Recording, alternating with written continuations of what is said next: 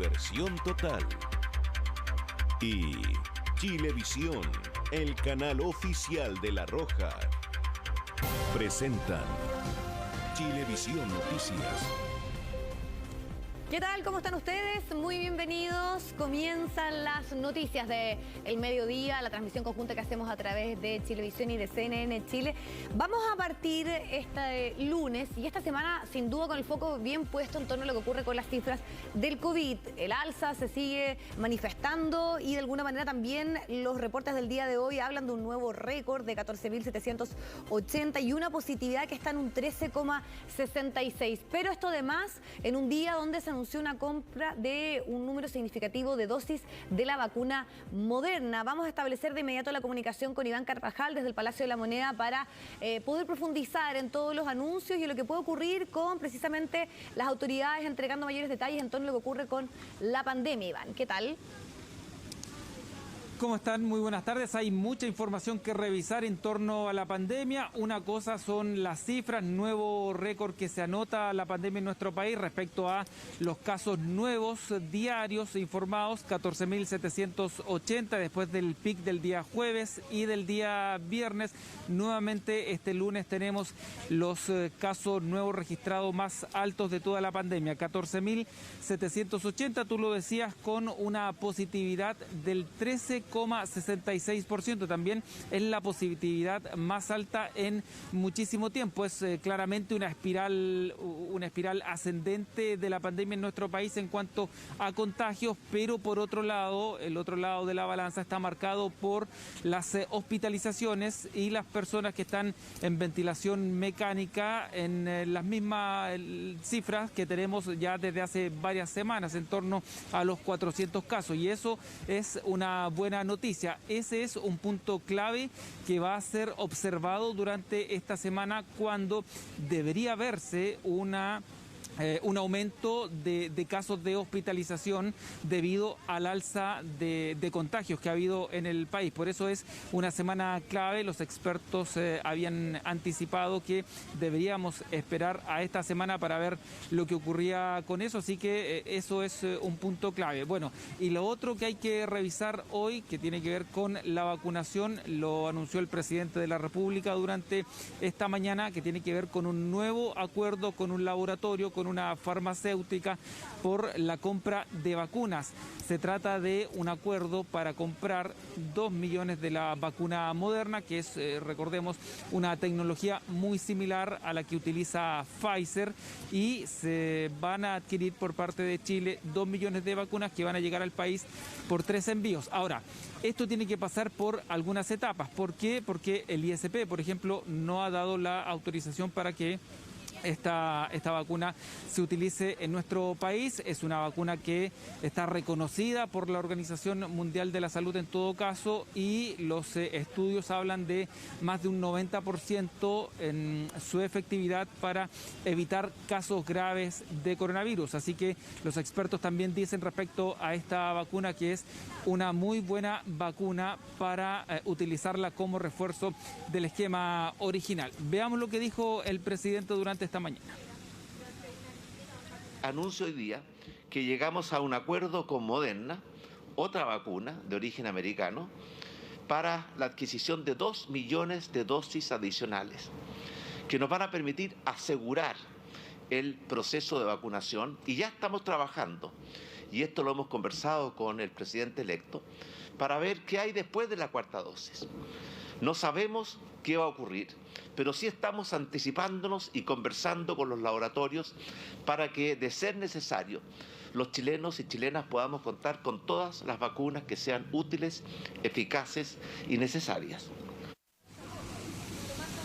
Un proceso de vacunación que en el país sigue en proceso. Estamos con la cuarta dosis, se está inoculando al personal de salud. De hecho, el presidente visitó hoy un centro de vacunación en la comuna de Lo Barnechea, precisamente donde se estaba inoculando al personal de salud. Luego, en el mes de febrero, va a comenzar la cuarta dosis para toda la población general, comenzando con los mayores de 55 años. Hay una alta vacunación, ya lo hemos dicho en reiteradas ocasiones. Hay una alta vacunación en el país, pese a que todavía queda cerca de 1 millón de rezagados, cifras que destacó, por cierto, también el mandatario. Afortunadamente, Chile en materia de vacunación ha sido pionero, ha ido siempre adelante. Ya tenemos más de 16 millones de personas vacunadas con su dosis completa y más de 12 millones de personas que ya recibieron su dosis de refuerzo. Esto representa más del 90 y más del 70% de la población chilena. Puedo decirles que la cuarta dosis está asegurada. Ya tenemos las vacunas para asegurarles a todos los chilenos que van a tener una cuarta dosis.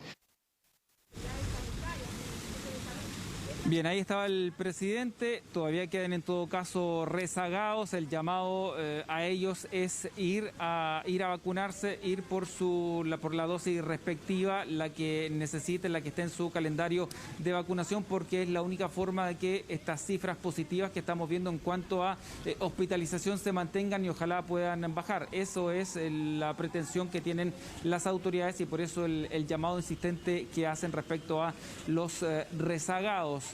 Hoy tuvimos cifras nuevamente de altísimo contagio, digamos de casos nuevos, sobrepasamos los 14.000, estamos cerca de los 15.000 de hecho, y se prevé que siga subiendo esta semana. Si consideramos que el día jueves siempre se registra o se informa el pic de contagios semanalmente, así que hay que esperar, vamos a ver lo que se informa el día de hoy respecto a la autoridad o los comentarios que puedan hacer, porque estamos viendo un aumento considerable cuando hacemos la comparación semana tras semana respecto al coronavirus en nuestro país. Reiterar en todo caso que lo positivo viene por el lado de las hospitalizaciones, que se mantienen a raya en torno a los 400 casos, y eso es importante porque significa que la vacunación está haciendo efecto respecto a bajar o que no se están produciendo casos graves de coronavirus.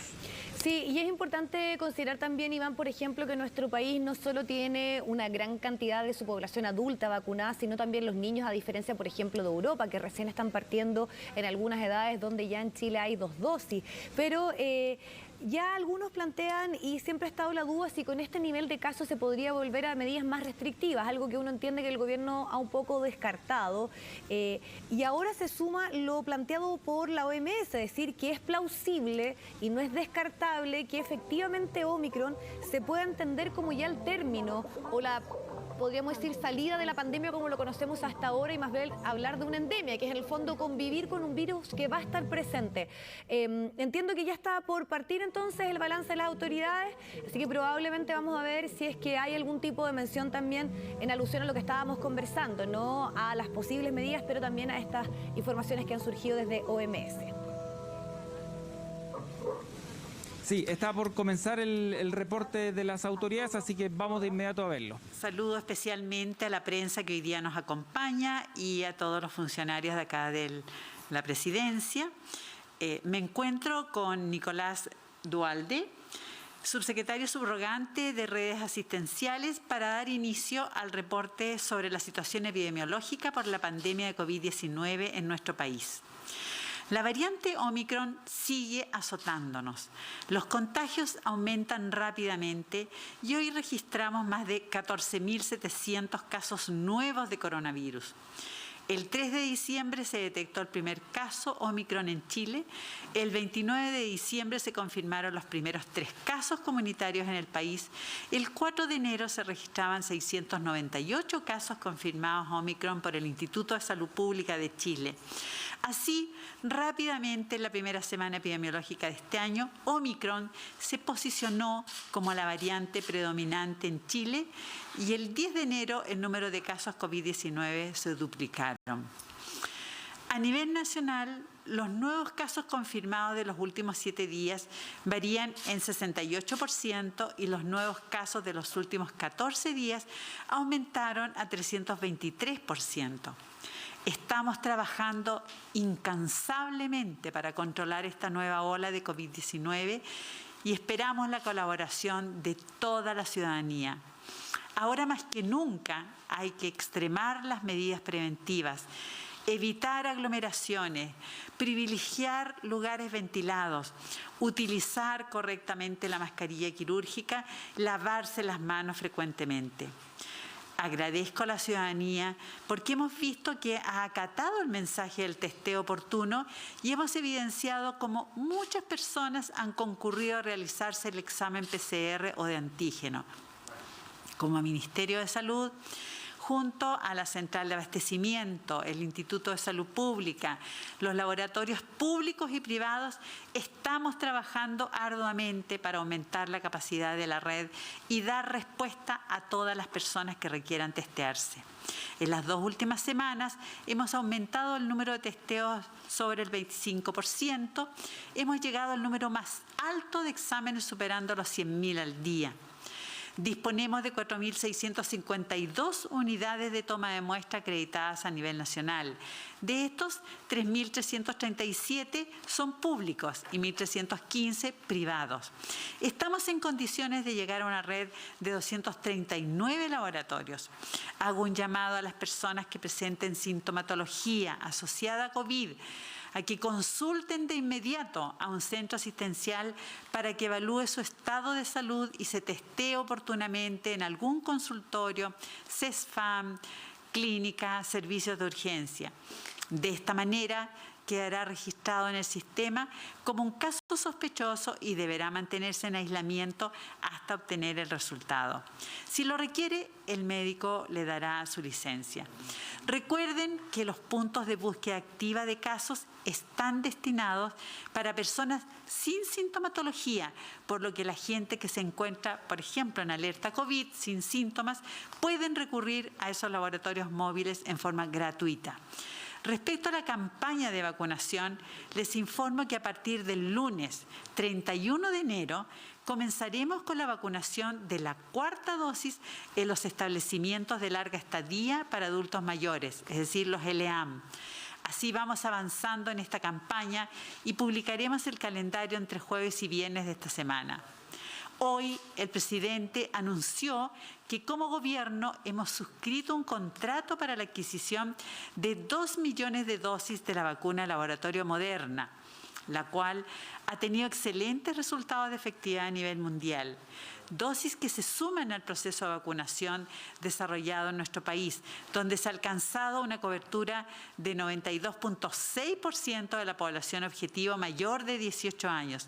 Se ha vacunado a más de 12.200.000 personas con las dosis de refuerzo y 115.730 personas ya cuentan con su 4ª dosis.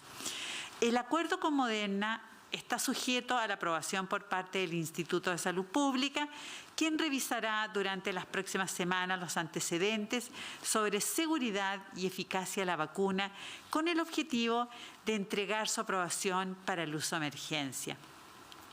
La recepción de vacunas contra el COVID-19 entre el 3 de enero hasta la semana del 21 de febrero corresponderá a 3.257.320 dosis, de las cuales 790 aproximadamente son de AstraZeneca y 2.460.000 de Pfizer.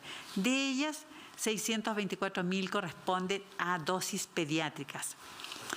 Ahora dejo con ustedes al subsecretario, quien presentará una actualización de la evolución de la pandemia por COVID-19 en nuestro país y de los ingresos a las unidades de cuidados intensivos según el esquema de vacunación. Señor Duhalde. Muchas gracias, ministra. Muy buenas tardes.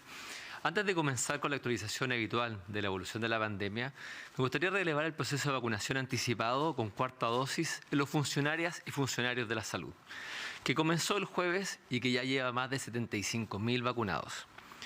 Con el objetivo de disminuir la probabilidad de contagios en nuevos establecimientos de la red integrada, nuestro equipo de salud siempre ha sido el objeto de grupos prioritarios para ser parte del Plan Nacional de Vacunación contra el COVID-19. Su trabajo, su compromiso, su vocación de servicio público ha jugado un rol clave durante la pandemia, por lo que seguiremos velando porque su salud y la de toda la población sea protegida. A continuación, una nueva actualización de la evolución de la pandemia de COVID-19 que nos permite dimensionar cuál ha sido su impacto en las unidades de cuidado intensivo de nuestro país. En la actualidad, el sistema integrado público-privado cuenta con 2.121 camas de unidades de paciente crítico, de las cuales 1.769 se encuentran ocupadas, representando un 83% a nivel nacional. Porcentaje de ocupación que no alcanzamos desde octubre del año pasado. De las aproximadamente 1.700 camas que hoy están siendo ocupadas, 407 corresponden a pacientes COVID-19, representando solo el 23% del total hospitalizado. Es importante mencionar que esta cifra ha venido descendiendo progresivamente las últimas 2 semanas. En cuanto a la ocupación de la red integrada público-privada, hoy disponemos de 352 camas críticas disponibles para todos los pacientes que así lo requieran, en cualquier parte del país. En cuanto a los casos, desde hace un par de semanas, el número de casos confirmados con COVID-19 ha aumentado en forma muy significativa, sobrepasando los 10.000 casos en los últimos días. Aumento explosivo que resulta como consecuencia de la diseminación comunitaria de la variante Omicron. Si graficamos este aumento en el número de casos confirmados como promedio móvil de 7 últimos días, podemos observar que el número de casos confirmados sobrepasa ampliamente los promedios registrados en la segunda ola, entre marzo y junio del 2021. Además, como se puede apreciar en el gráfico que estamos revisando, pasamos rápidamente los 1.169 casos promedio registrados el día 27 de diciembre, a los 12.457 registrados en el día de hoy. Sin lugar a dudas, este aumento es motivo de gran preocupación y nos mantiene en constante evaluación de las medidas que debemos seguir tomando sobre el manejo de la pandemia, ya que podría impactar en forma directa el número de pacientes que se ha hospitalizado a consecuencia de esta enfermedad. En cuanto a los ingresos, antes de referirnos a los ingresos de pacientes COVID-19 a unidades de cuidados intensivos, primero es importante destacar que la experiencia internacional ha demostrado que esta variante presenta un comportamiento diferente a las variantes anteriores. Como lo hemos dicho en varias oportunidades, es mucho más contagiosa, pero aparentemente ocasiona cuadros menos graves que lo que requieren una hospitalización en cama UCI. En cuanto al número de pacientes COVID-19, se ha ingresado diariamente a una unidad de cuidados intensivos. Entre la semana pasada, en promedio, 22 pacientes necesitaron de una cama crítica, totalizando 152 pacientes en las últimas semanas. Es decir, 39 pacientes más que la semana anterior. En los últimos 7 días, 5 regiones disminuyeron el número de ingresos UCI, mientras que en la otra vereda, 8 lo aumentaron. Nos preocupa principalmente la región metropolitana, dado el número que presentó en los últimos 7 días. Es por eso que hacemos un llamado a toda la población a extremar y respetar y velar por el correcto uso de las medidas de autocuidado.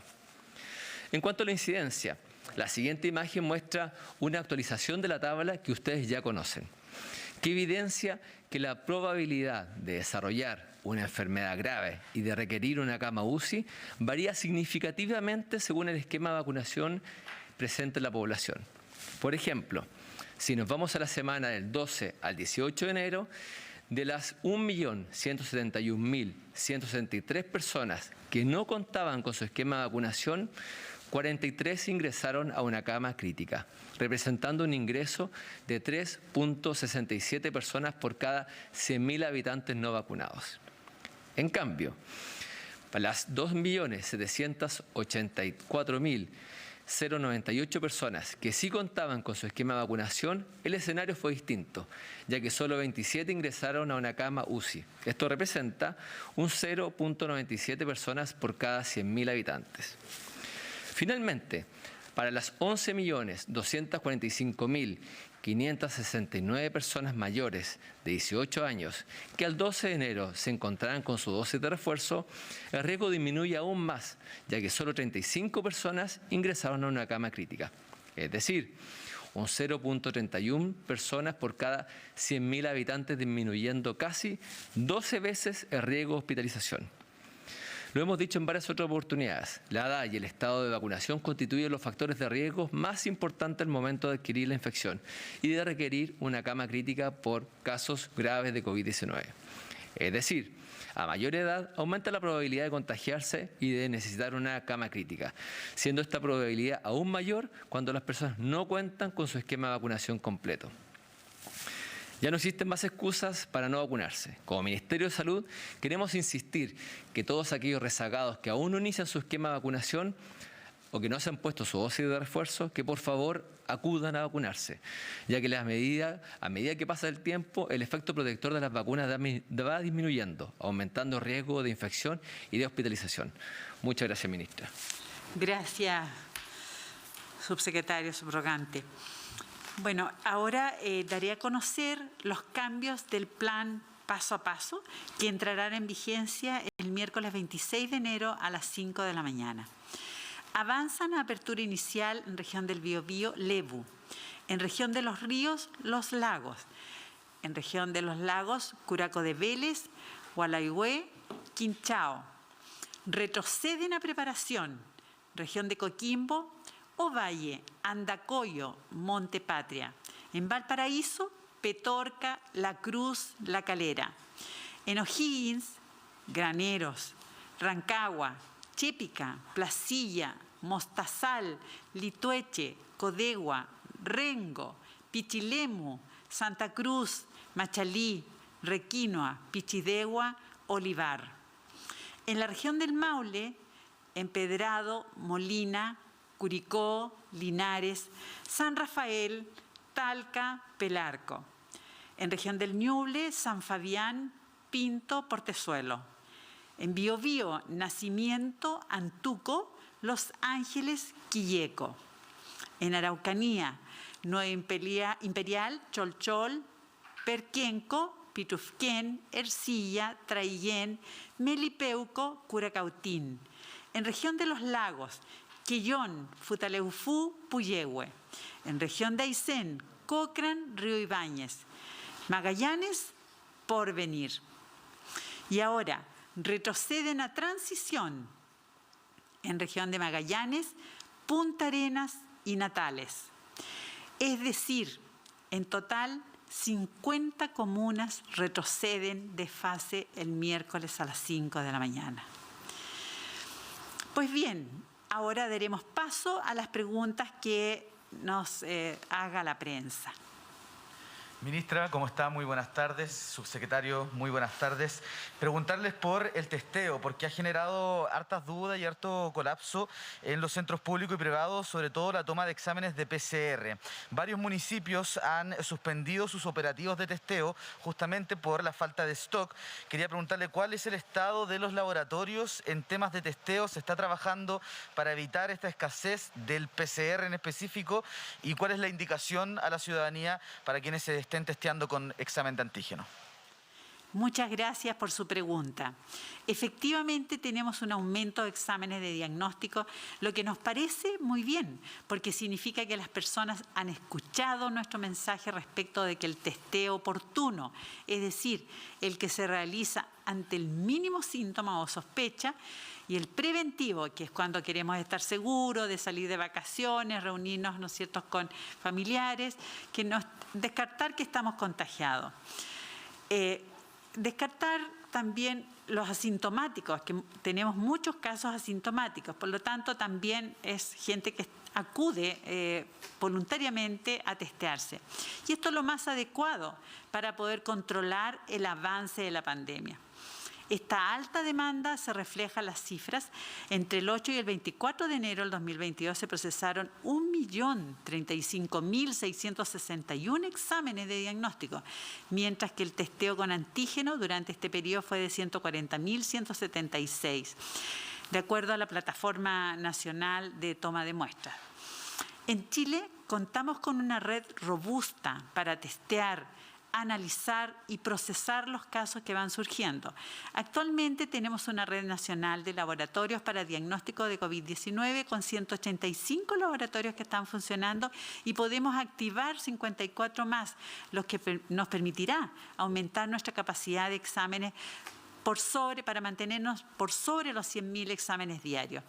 Además, disponemos de 4.652 unidades de toma de muestra acreditadas a nivel nacional entre públicos y privados.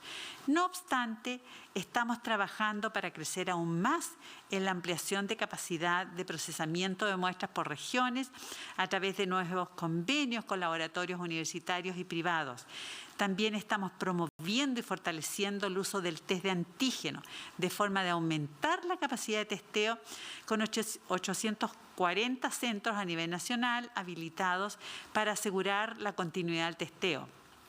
Respecto de la consulta sobre la precisión del antígeno, quiero aclarar que no es que sea menos preciso, ya que tiene una alta especificidad, así como también, obviamente, la tiene el PCR, que es nuestro gold estándar.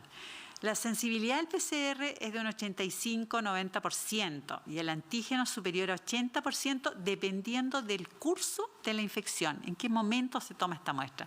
Sin embargo, en tiempos de espera para resultados son totalmente diferentes. PCR puede tomar entre 1 o 3 días, en cambio el test de antígeno entre 30 minutos a 1 hora. Este fortalecimiento de nuestra red es para que las personas tengan cada vez más opciones para seguir testeándose, ya que es la única forma que hay de saber si están contagiados o no y así poder tomar todas las medidas de trazabilidad y aislamiento cuando corresponda. Y también contarles que se inició todo un despacho de reactivos, insumos, kits diagnósticos a todas las Ceremis del país, esto a contar del día jueves pasado en la noche, y esto continúa durante estos días, así que por lo tanto estamos realmente preocupados de dar respuesta a las necesidades de nuestra ciudadanía. Gracias. Ministra, se hace un poco complejo este diagnóstico oportuno, veloz, cuando las tomas de exámenes de PCR se extienden o se suspenden, por ejemplo, los operativos de los municipios. ¿Cómo se está trabajando para poder evitar esas situaciones y acortar el tiempo de espera, no del resultado del examen, sino de poder tomarse el examen? Bueno, como le explico, justamente nos hemos preocupado de fortalecer esta red de tomas de muestra ya a través de los puntos BAC, también dentro de los mismos consultorios, dentro de los mismos CEFAM, y es por eso que hago la diferencia, que las personas que no tienen síntomas, ¿ya?, pero que se autodefinen como probablemente como contactos o asintomáticos, ellos acuden a una parte que son los puntos de los BAC. En cambio, cuando tiene síntomas, tiene que asistir a un consultorio, a un CEFAM, a un SAPU, a un SAR, servicio de urgencia, porque obviamente ahí requiere, ¿no es cierto?, saber si efectivamente está infectado y a lo mejor puede ser que tenga otro problema que no necesariamente sea COVID. Entonces, toda esta red es la que les explico que se ha hecho toda una distribución de reactivos, medios, como para poder dar respuesta a esta indicación hecha por nosotros mismos, ¿no es cierto?, y a esta respuesta que hemos tenido de la ciudadanía tan positiva. Gracias. Bueno, el balance de las autoridades da cuenta y evidencian obviamente este aumento, pero desde el gobierno se sigue insistiendo en el proceso de vacunación, en cómo esto tiene una clara incidencia en el riesgo de caer hospitalizados y por lo mismo más bien las decisiones pasan en que muchas comunas están en una etapa de preparación, pero no se ha determinado una posición distinta en torno, por ejemplo, a medidas más estrictas, a una cuarentena, más allá de este nuevo récord que se ha marcado durante la jornada del día de hoy. Y solamente para poder adicionar algo, se le pregunta por la falta de stock de los exámenes PCR, que es algo que los municipios están constatando. Y la respuesta del ministerio, en este caso de la subsecretaria, es más bien decir que hay que diferenciar los casos de los contactos sin síntomas, que ellos no deberían acudir a hacerse este examen de PCR, claro, con una duda ahí, porque efectivamente hay muchos que pueden ser asintomáticos y el virus se sigue diseminando, y más bien solamente cuando experimentan síntomas debido a esta alta demanda que existe en este momento en el sistema. Vamos a seguir pendientes respecto a lo que ocurre con la pandemia y sobre todo a este refuerzo de vacunas modernas que ya ha sido confirmado durante el día de hoy. Bueno, vamos a ir a otro tema sumamente preocupante ocurrido durante esta jornada, que fue el baleo de unas personas que venían en un bus aparentemente clandestino. Tenemos ya mayores detalles respecto a lo ocurrido. Tenemos a Carola Garrido que nos va a entregar más información. Carola. ¿Cómo estás, Vivi? Muy buenas tardes. Se trata de un hecho que ocurrió la madrugada de este lunes a eso de las 0:30 horas aproximadamente en las inmediaciones del terminal de buses. Esto es en la comuna de Estación Central.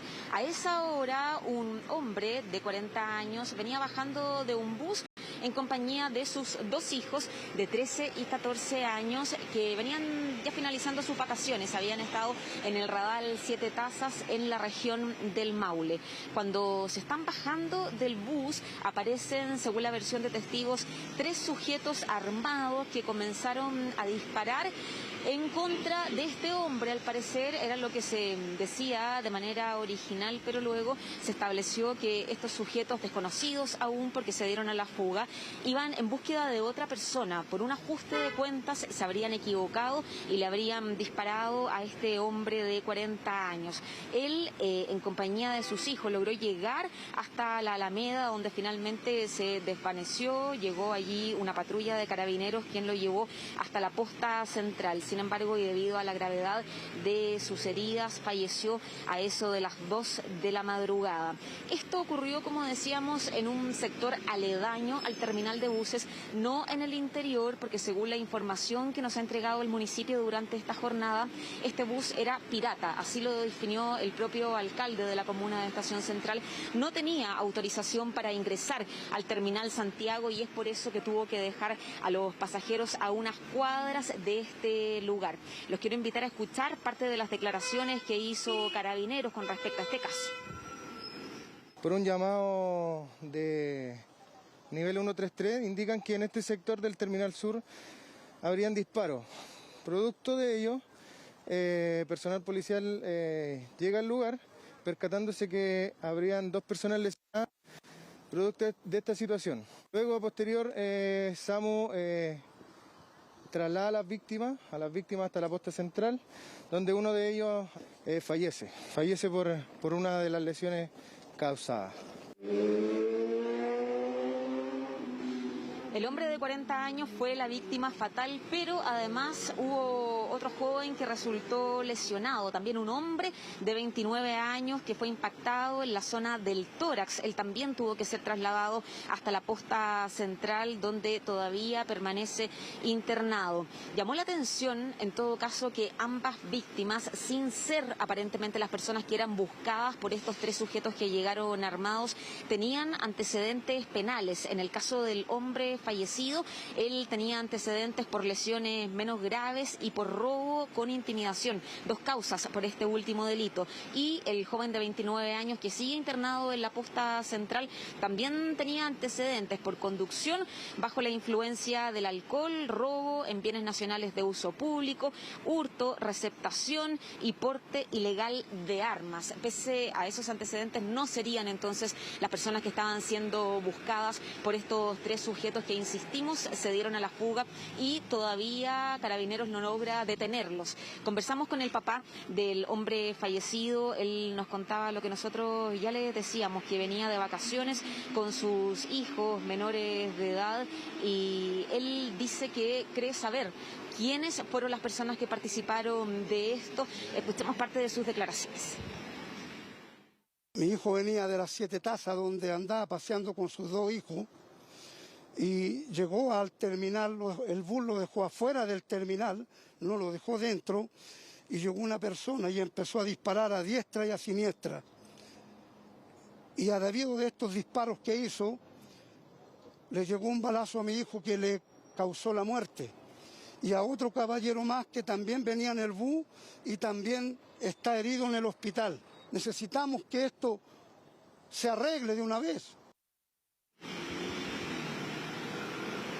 Bueno, decíamos antes de escuchar las declaraciones del padre de la víctima que él había recibido información de testigos del lugar, vecinos del sector que conocen o habrían reconocido a las personas que habrían sido los protagonistas de este incidente, a quienes habrían disparado estas armas de fuego. Así es que, bueno, esa información también fue entregada a Carabineros, quien está, como decíamos, trabajando en este caso para dar precisamente con estas personas.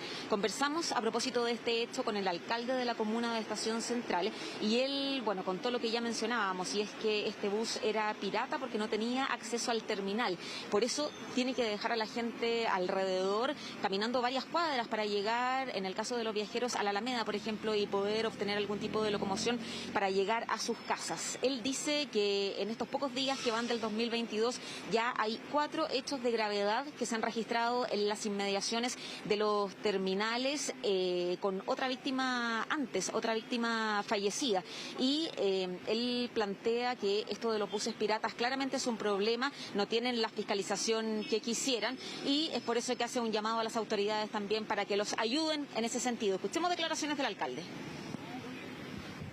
Señalar de que esto no es un hecho que es aislado. Durante solamente el mes de enero llevamos 4 situaciones similares, en la cual el uso de las armas, la violencia en el sector, y sumada a esta pelea que tienen las bandas de narcotraficantes y de comercio ambulante que se encuentran en el sector, hoy día está un poco más desatada de lo que ha sido anteriormente. Este es un problema que lleva años en nuestra comuna, y por el hecho de poder contar con 4 terminales, en la cual nosotros no contamos hoy día con los recursos ni de carabineros ni de inspección para poder dar cuenta de la necesidad de entregar mayor seguridad a los vecinos de este sector que han sido durante muchos años castigados por el hecho de poder contar con esto, ¿no? Tenés que seguir prestando este servicio a toda la región metropolitana, que significa poder contar con los terminales de buses acá, es algo que hoy día ya no está dando abasto.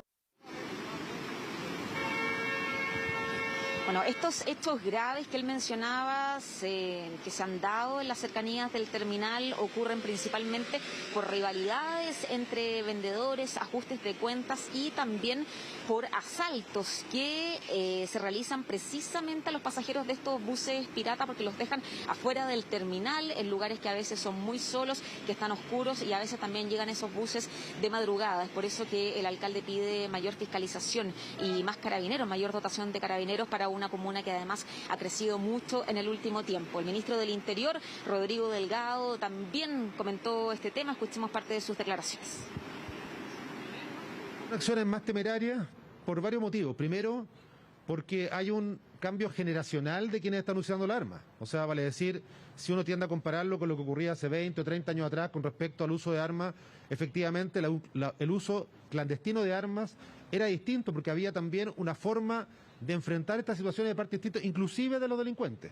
O sea, hasta los delincuentes tenían en ese momento un código distinto para utilización de las armas de fuego. Hoy día, lamentablemente, estamos en presencia de una generación distinta, mucho más temeraria, generalmente también relacionada con el consumo de droga, lo cual altera, por supuesto, el juicio de realidad de aquellas personas, y eso hace de que la combinación sea muy compleja, porque además tienen más recursos, como decía el fiscal, para adquirir nuevas armas o nuevas tecnologías. Bueno, de hecho, en este caso puntual, Vivi, podrían haber sido muchas más las personas que podrían haber resultado heridas o incluso fallecidas, porque como decíamos, estos sujetos apenas vieron a este hombre, a quien, insistimos, habrían confundido con otro, con quien tenían problemas anteriores, comenzaron a disparar, además en la noche, donde la visibilidad no era la mejor. Así es que, bueno, carabineros del OS9 y de la BOCAR siguen trabajando, en este caso, para dar con el paradero de los responsables. 3 personas serían, según la información aportada por testigos. Fundamental que se avance en esa investigación, una situación brutal de 2 hijos que ven cómo fallece su padre, y además también las autoridades que exigen una mayor fiscalización en este punto de la capital. Muchísimas gracias, que estés muy bien, Carola. Bueno, vamos a los temas políticos. Ayer el presidente electo Gabriel Boric dio su primera entrevista y lo hizo en el programa Tolerancia Cero. El futuro mandatario ahí pudo profundizar sobre cuáles van a ser los principales desafíos, los énfasis de su gobierno, también las decisiones que se tomaron en torno a la elección de quienes lo van a acompañar, del gabinete. Vamos a seguir analizando todos los temas abordados durante esta entrevista. Ivo Goitz, tú nos cuentas. ¿Qué tal, Ivo? ¿Cómo estás, Vivi? Muy buenas tardes. Una infinidad de definiciones hizo ayer en esta entrevista que duró más de 1 hora del presidente electo Gabriel Boric con Tolerancia Cero, donde habló de todos los temas. Recordemos que esta es la primera entrevista televisiva del presidente electo, una vez que ya ha pasado ya más de un mes desde el 19 de diciembre. Así que era muy importante las primeras definiciones, más allá de los puntos de prensa que nos ha entregado. Y habló de muchos temas. Uno de ellos tiene que ver con el retiro retiros de dineros de los fondos de la AFP, lo que ha sucedido en el Congreso. Recordemos que ya se han sucedido 13 retiros, el cuarto no alcanzó los votos necesarios para poder salir, y ya no son pocos los parlamentarios que hablan de la posibilidad de un quinto retiro, teniendo en cuenta la contingencia sanitaria en nuestro país el mes de marzo. Y bueno, comenzó esta discusión, así que el presidente electo salió a hablar de este tema precisamente y a aclarar que como gobierno, como futura administración, no están dispuestos a apoyar y seguir apoyando una política de los retiros de fondo, que quieren buscar otras alternativas estables de ayudas para las personas que necesiten, pero no sacar más dinero de los fondos de pensiones de las personas, que es plata de ellos, dice el presidente, y que no podemos seguir financiando distintas políticas con la plata de la gente. Escuchemos parte de las definiciones que comenzó a dar ayer el presidente electo en Tolerancia Cero, en referencia a lo que les estamos contando de los retiros de fondos. Vamos a hacer todos nuestros esfuerzos para que nunca más los trabajadores tengan que pagar con sus propios ahorros una crisis que es global. Y por lo tanto, no está dentro de nuestro programa nuevos retiros. Y en esto tenemos plena coincidencia con el ministro Marcel. Yo no voy a favorecer retiros y espero que el Parlamento, pese a que he escuchado algunas voces que hablan de más retiros, no es la solución. No es parte de nuestro programa de gobierno. Tenemos que mejorar, recuperar la economía, los empleos, generar las condiciones para que haya seguridad social para quienes más lo necesitan, pero los retiros no avanzan en esa dirección. Mantener el IFE laboral y el fomentar específicamente la creación de empleos formales. Recordemos que el presidente electo en su calidad de diputado votó a favor de los retiros anteriores, también a los miembros de su coalición Apruebo Dignidad, muchos de ellos que sacaron adelante también estos proyectos que se fueron sucediendo en el Congreso una vez comenzada la pandemia en nuestro país. Ahora la definición es clara, ellos no van a promover un nuevo retiro, esperan poder alinear a sus parlamentarios, pese a que han reconocido que no los pueden obligar a votar de una u otra manera, pero esperan que puedan seguir la misma línea del programa de lo que ellos proponen, de estas ayudas estatales quizás, para no ir nuevamente en búsqueda de seguir retirando dinero de los fondos de pensiones de los chilenos. Eso con los retiros, pero también tuvo otras definiciones, una muy importante es lo que está sucediendo en estos momentos en la macrozona sur, con especial énfasis en la región de la Araucanía, cómo poder enfrentar un problema que a lo largo de los años que se han ido sucediendo no se ha encontrado una solución y se han incrementado, por supuesto, los hechos de violencia en la zona. Definiciones claras del presidente electo: uno, no extender el estado de excepción que está sobre la zona, en la zona del Biobío, en la zona de la Araucanía durante su administración. Van a entrar sin, por supuesto, este estado de excepción, y aparte quieren lograr un diálogo amplio, diverso, con todos los actores, dicen, con camioneros, con las personas afectadas, con comuneros también, y a medida que vayan realizando estos diálogos, ir poder teniendo nuevas soluciones, que es lo que quieren proponer, soluciones nuevas para un problema que no ha tenido solución, reconocen desde la futura administración. Escuchemos al presidente electo Gabriel Boric. Seguir realizando lo que se ha hecho hasta ahora, desde mi punto de vista, no ha colaborado en avanzar hacia una solución. Por lo tanto, tenemos que innovar en ello, recomponer confianzas, y en esto yo creo que hay que ser menos grandilocuente y hacer más. Uno nunca tiene que descartar las herramientas que le provee el Estado de Derecho, pero yo creo que esta no ha sido una solución. Y un estado de excepción no se puede ir normalizando. ¿Cuánto tiempo llevamos ya en estado de excepción en la Araucanía? Y la verdad es que, si bien uno puede hacer el conteo de que han habido como un par de menos atentados, cuando tú sigues teniendo vidas en juego, sigues teniendo enfrentamientos, se siguen alejando las diferentes posiciones, uno dice, esto no nos está sirviendo para alcanzar el objetivo que queremos, que es la paz. Para ser muy claro, nosotros no vamos a comenzar renovando el estado de excepción en la Araucanía. La semana pasada, y bueno, todos lo vimos, se esperaba el gran anuncio de la semana, era por supuesto quienes iban a ser los 24 ministras y ministros que van a acompañar al presidente electo desde el 11 de marzo. Bueno, esa, podríamos decir, sorpresa se traslada esta semana también para el llamado que van a hacer a través de un comunicado del día miércoles, posiblemente, de los 39 subsecretarias y subsecretarios. Definiciones también que están por verse, una lista que está ya casi terminada, están viendo los últimos detalles, revisando por supuesto estos los últimos currículum y personas y listas que han propuesto, por supuesto, los partidos y también los que al presidente electo le parecen las mejores personas para asumir estos cargos. Recordemos, van a tener los mismos criterios, el de paridad, el de que sea gente de regiones independientes también puedan participar y que sea intergeneracional, tal cual es su gabinete de ministros. Lo que sí dejó claro el presidente electo el día de ayer en la entrevista en Tolerancia Cero fue quienes no van a ser parte de los subsecretarios, al igual que los ministros, la democracia cristiana. Así que ellos no van a tener un lugar porque él ha dicho se han calificado como una oposición que va a contribuir con el gobierno, pero que no van a ser parte finalmente del gobierno del presidente electo Gabriel Boric. Escuchemos sus definiciones acerca de este nombramiento de subsecretarios y también la exclusión de la ADC. Hay una decisión que tiene que tomar la misma democracia cristiana de cuál va a ser su posición. Han manifestado un ánimo de colaboración, de oposición constructiva, han dicho algunos, yo eso lo valoro mucho.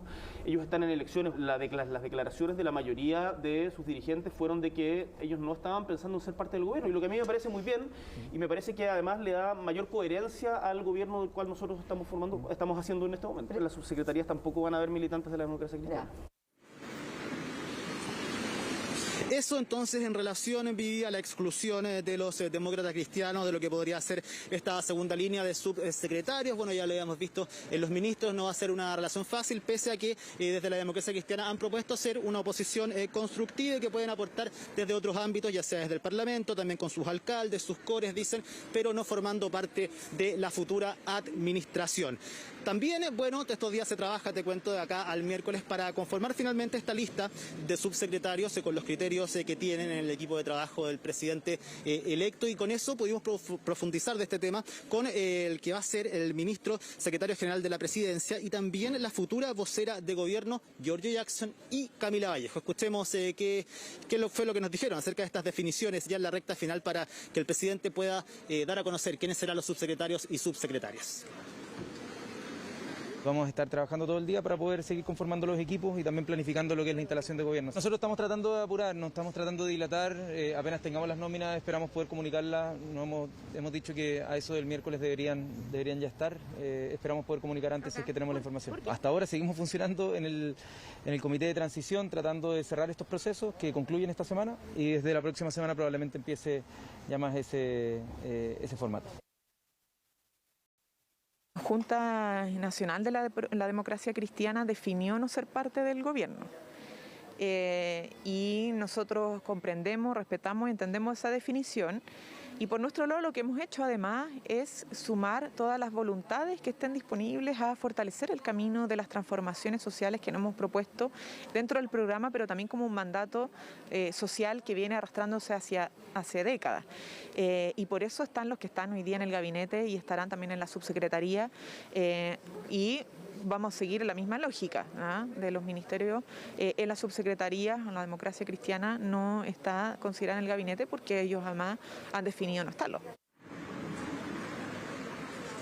Bueno, y ahí estaban las definiciones entonces también de quiénes serán los futuros ministros y parte del comité político de la administración del presidente electo Gabriel Boric. Para terminar, contarte que dentro de las situaciones que van ocurriendo acá afuera de la Moneda Chica, el día de hoy vino una pareja de guasos que trabaja en el metro de Santiago bailando para la gente. Quisieron bailar un pie de cueca para el presidente electo, dedicarle este pie de cueca. Esperaron varias horas, de hecho hicieron un llamado durante la mañana.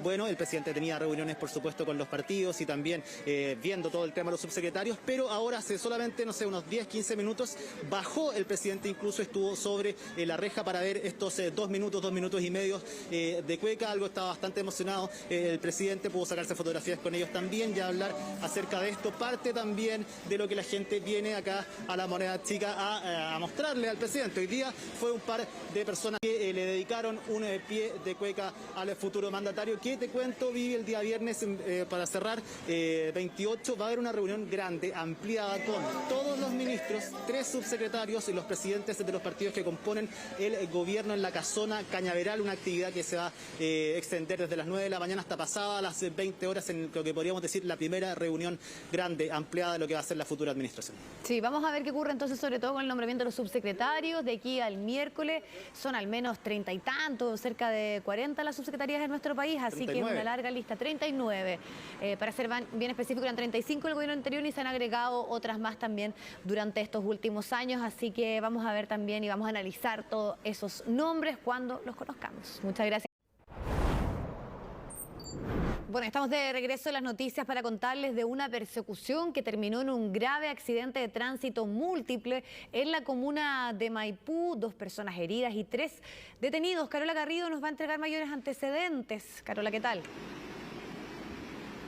¿Qué tal? Un procedimiento policial que comenzó en la comuna de Los Espejos y que terminó aquí en el paradero 9 de Pajaritos en la comuna de Maipú. ¿Qué fue lo que pasó? Durante esta mañana, personal de la Policía de Investigaciones se realizaba realizando otra diligencia en la comuna de Los Espejos. Cuando vieron pasar un vehículo particular, les llamó la atención porque la luneta trasera estaba rota. Se acercaron los funcionarios con la idea de hacer un control de identidad a los ocupantes del automóvil. Sin embargo, el conductor se dio rápidamente a la fuga. Los efectivos policiales tomaron también su vehículo y es así como comenzó esta persecución que atravesó por lo menos un par de comunas, llegando aquí al paradero 9 de Pajaritos en Maipú, donde debido al exceso de velocidad, este vehículo particular que tenía encargo por robo colisionó con un taxi. De hecho, la imagen es bien espectacular porque del taxi salió prácticamente volando el motor, quedó aquí en medio de la calle, mientras que el vehículo particular que tenía encargo por robo quedó prácticamente destruido. Estuvimos conversando con su dueño y dice que afortunadamente él tiene seguro, así es que podría recuperar su automóvil. Escuchemos parte de las declaraciones que entregó la PDI. Circulaba con 3 ocupantes en su interior, aparentemente menores de edad, y lo hacía con la luneta trasera fracturada. Momento en el cual iniciamos la intención de realizar un control de identidad a los ocupantes del vehículo, los cuales se dan a la fuga por diversas calles de la comuna de Los Espejos, tomando la autopista de Vespucio Sur, cruzando por comuna de Cerrillo y terminando en la comuna de Maipú, lugar donde al saltarse una luz roja impacta en un taxi colectivo que transitaba con un pasajero. Posteriormente se procede a la detención de los sujetos, los cuales realizaban la circulación en el vehículo que mantenía encargo policial vigente por el delito de robo con intimidación del día de ayer. Los detenidos son menores de edad, 2 de ellos, y uno mayor de edad. Sí, los detenidos tienen 15 y 16 años, mientras que el mayor de edad tiene 18. Dentro de todo lo espectacular que se ve aquí la imagen del accidente, solo resultaron con heridas 2 ocupantes de este vehículo particular que tenía encargo por robo y los ocupantes del taxi, el conductor y también el pasajero, solamente resultaron con lesiones de carácter leve, afortunadamente. Bueno, este vehículo fue robado ayer también aquí en la comuna de Maipú de madrugada. Su dueño, que llegó aquí rápidamente cuando le avisaron que habían encontrado su vehículo, nos contaba que él, en compañía de un primo que iba también con él en el vehículo, fueron víctimas de un robo con intimidación. Dicen que en un camino oscuro se cruzaron unos tipos que habían puesto varias piedras de un tamaño bastante grande, del porte de una pelota de fútbol, decía él, y básicamente fue una encerrona. Los obligaron armados a bajar del vehículo y tuvo noticias ahora cuando supo que había aparecido, pero en estas condiciones, totalmente chocado. Con respecto al accidente, conversamos también aquí con algunos testigos y esto fue lo que nos mencionaron. Y de repente se vio un vehículo, el vehículo que está más averiado, que está ahí en la plataforma del metro. Ese vehículo pasó rápidamente sobre 100 de velocidad.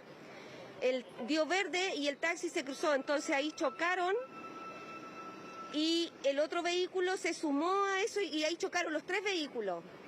Y el del robo se dio vuelta como en círculo y se fue para allá, para el lado del metro. Fue como que todo fue una explosión. Claro, además este vehículo venía escapando de los funcionarios de la PDI utilizando la pista de los buses. Así es que, bueno, se volcó finalmente el vehículo particular y quedó allí justo en un pilar del metro que pasa por este sector de la comuna de Maipú, aquí en Pajaritos. Les contamos que habíamos conversado con el dueño del auto. Él dice que el único consuelo que le queda por ahora es que el auto apareció y que él tiene seguro, así es que tiene posibilidad de poder recuperarlo sin tener que pagar por él. Escuchemos sus declaraciones. Los domingos en la madrugada, podríamos decir. Y veníamos de dejar un primo y veníamos en la rotonda del 78 y mi primo frenó porque habían unas camotes en la piedra, unos 10 camotes, y frenó, y en la que frenan nos bajaron a nosotros 3 tipos, 2 menores de edad me imagino y uno mayor de edad. Y ¿Te intimidaron? ¿Estaban armados? Con pistolas, y nos intimidaron y nos bajamos, no me dejaron sacar nada, celular, no. A mi primo le pegaron cachazos, mucha agresividad, muy mal todo. Claro, fue una trampa la que me pusieron prácticamente cuando nosotros veníamos saliendo de la ruta 78 ingresando aquí a Pajarito, porque habían puras piedras del porte de un balón de fútbol, entonces no había opciones, tenía que frenar, y cuando frené, ahí me di cuenta que miré por atrás y venían 2 personas con pistola, una me pegó en la cabeza, el otro sacó a mi primo a la fuerza del auto, y nada que hacer, y se fueron, de hecho se fueron montando, se pasaron por arriba de esa roca y arrastraron la roca unos 10, 15 metros y se fueron. A esta hora se siguen realizando aquí las diligencias de rigor y eso implica que la pista de los buses aquí en el paradero 9 está cortada en este momento para vehículos particulares que pasan por el costado, por otras 2 pistas distintas. Está abierto el tránsito, no hay problema en ambos sentidos, pero si usted tiene que tomar locomoción colectiva, en este punto va a tener que buscar por dónde es el desvío porque seguramente se va a demorar bastante. Hay que retirar los vehículos todavía, así es que el tránsito permanece aquí parcialmente suspendido en la avenida Pajaritos. Sí, importante la información que tú entregas para las personas que utilizan esta vía porque la diligencia sigue ocurriendo a esta hora. Muchísimas gracias, que estés muy bien. Bueno, vamos a contarles ahora que las autoridades de transportes dieron inicio a la marcha blanca de un nuevo sistema de pago en los buses Red. Los usuarios lo van a poder hacer usando pasajes con códigos QR. Vamos a conocer más de qué se trata, cuáles son las facilidades de hacerlo de esta forma. Felipe Hernández nos va a contar. ¿Cómo está, Felipe? Hola Vivi, ¿qué tal? Muy buenas tardes. Efectivamente, porque llega la tecnología al sistema de pago del transporte metropolitano de nuestro país, en este caso el sistema Red. Y claro, la tecnología es el famoso código QR, esta manchita cuadrada que podemos utilizar en diferentes sistemas de pago, ya sea en restaurantes, también en el cine. Y ahora se introduce entonces en el sistema de transporte metropolitano y de esta manera entonces lo que se quiere evitar, entre otras cosas, es los fraudes que puedan sufrir las personas, y para eso también hay mecanismos. Por ejemplo, todo esto se va a manipular por medio del celular. ¿Qué pasa, por ejemplo, con algún robo que pueda sufrir alguna persona de su equipo? Bueno, todo tiene un mecanismo de seguridad que incluye, por ejemplo, códigos PIN para poder entonces bloquear justamente esta, digámoslo así, una tarjeta VIP virtual que tendrá la posibilidad a la persona de poder manipular y poder cargar dinero bajo 3 formatos. Uno de ellos tiene que ver el vínculo entre el Estado y también el Banco Estado, que beneficiará entonces a 13 millones de personas que tienen una cuenta RUT, pueden asociarla a su app, a su aplicación del banco. Ahí, en esa aplicación que tiene que estar actualizada, se entregará entonces la posibilidad, un botón de creación de este código QR. Pero para eso también, y otro tiene que ver con 2 mecanismos más. Sobre esos mecanismos, bueno, la ministra de Transporte y Telecomunicaciones, Gloria Hood, ahondó un poquito más en esa materia y estas fueron sus palabras.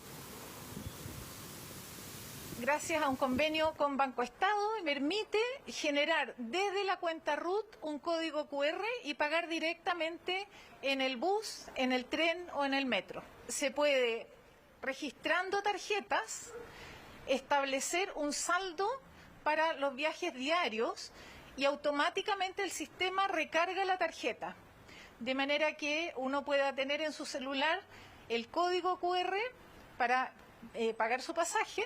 Y la tercera es crear una cuenta VIP QR, es decir, es automatizar la tarjeta VIP y transformarla en una tarjeta que permite pago con código QR.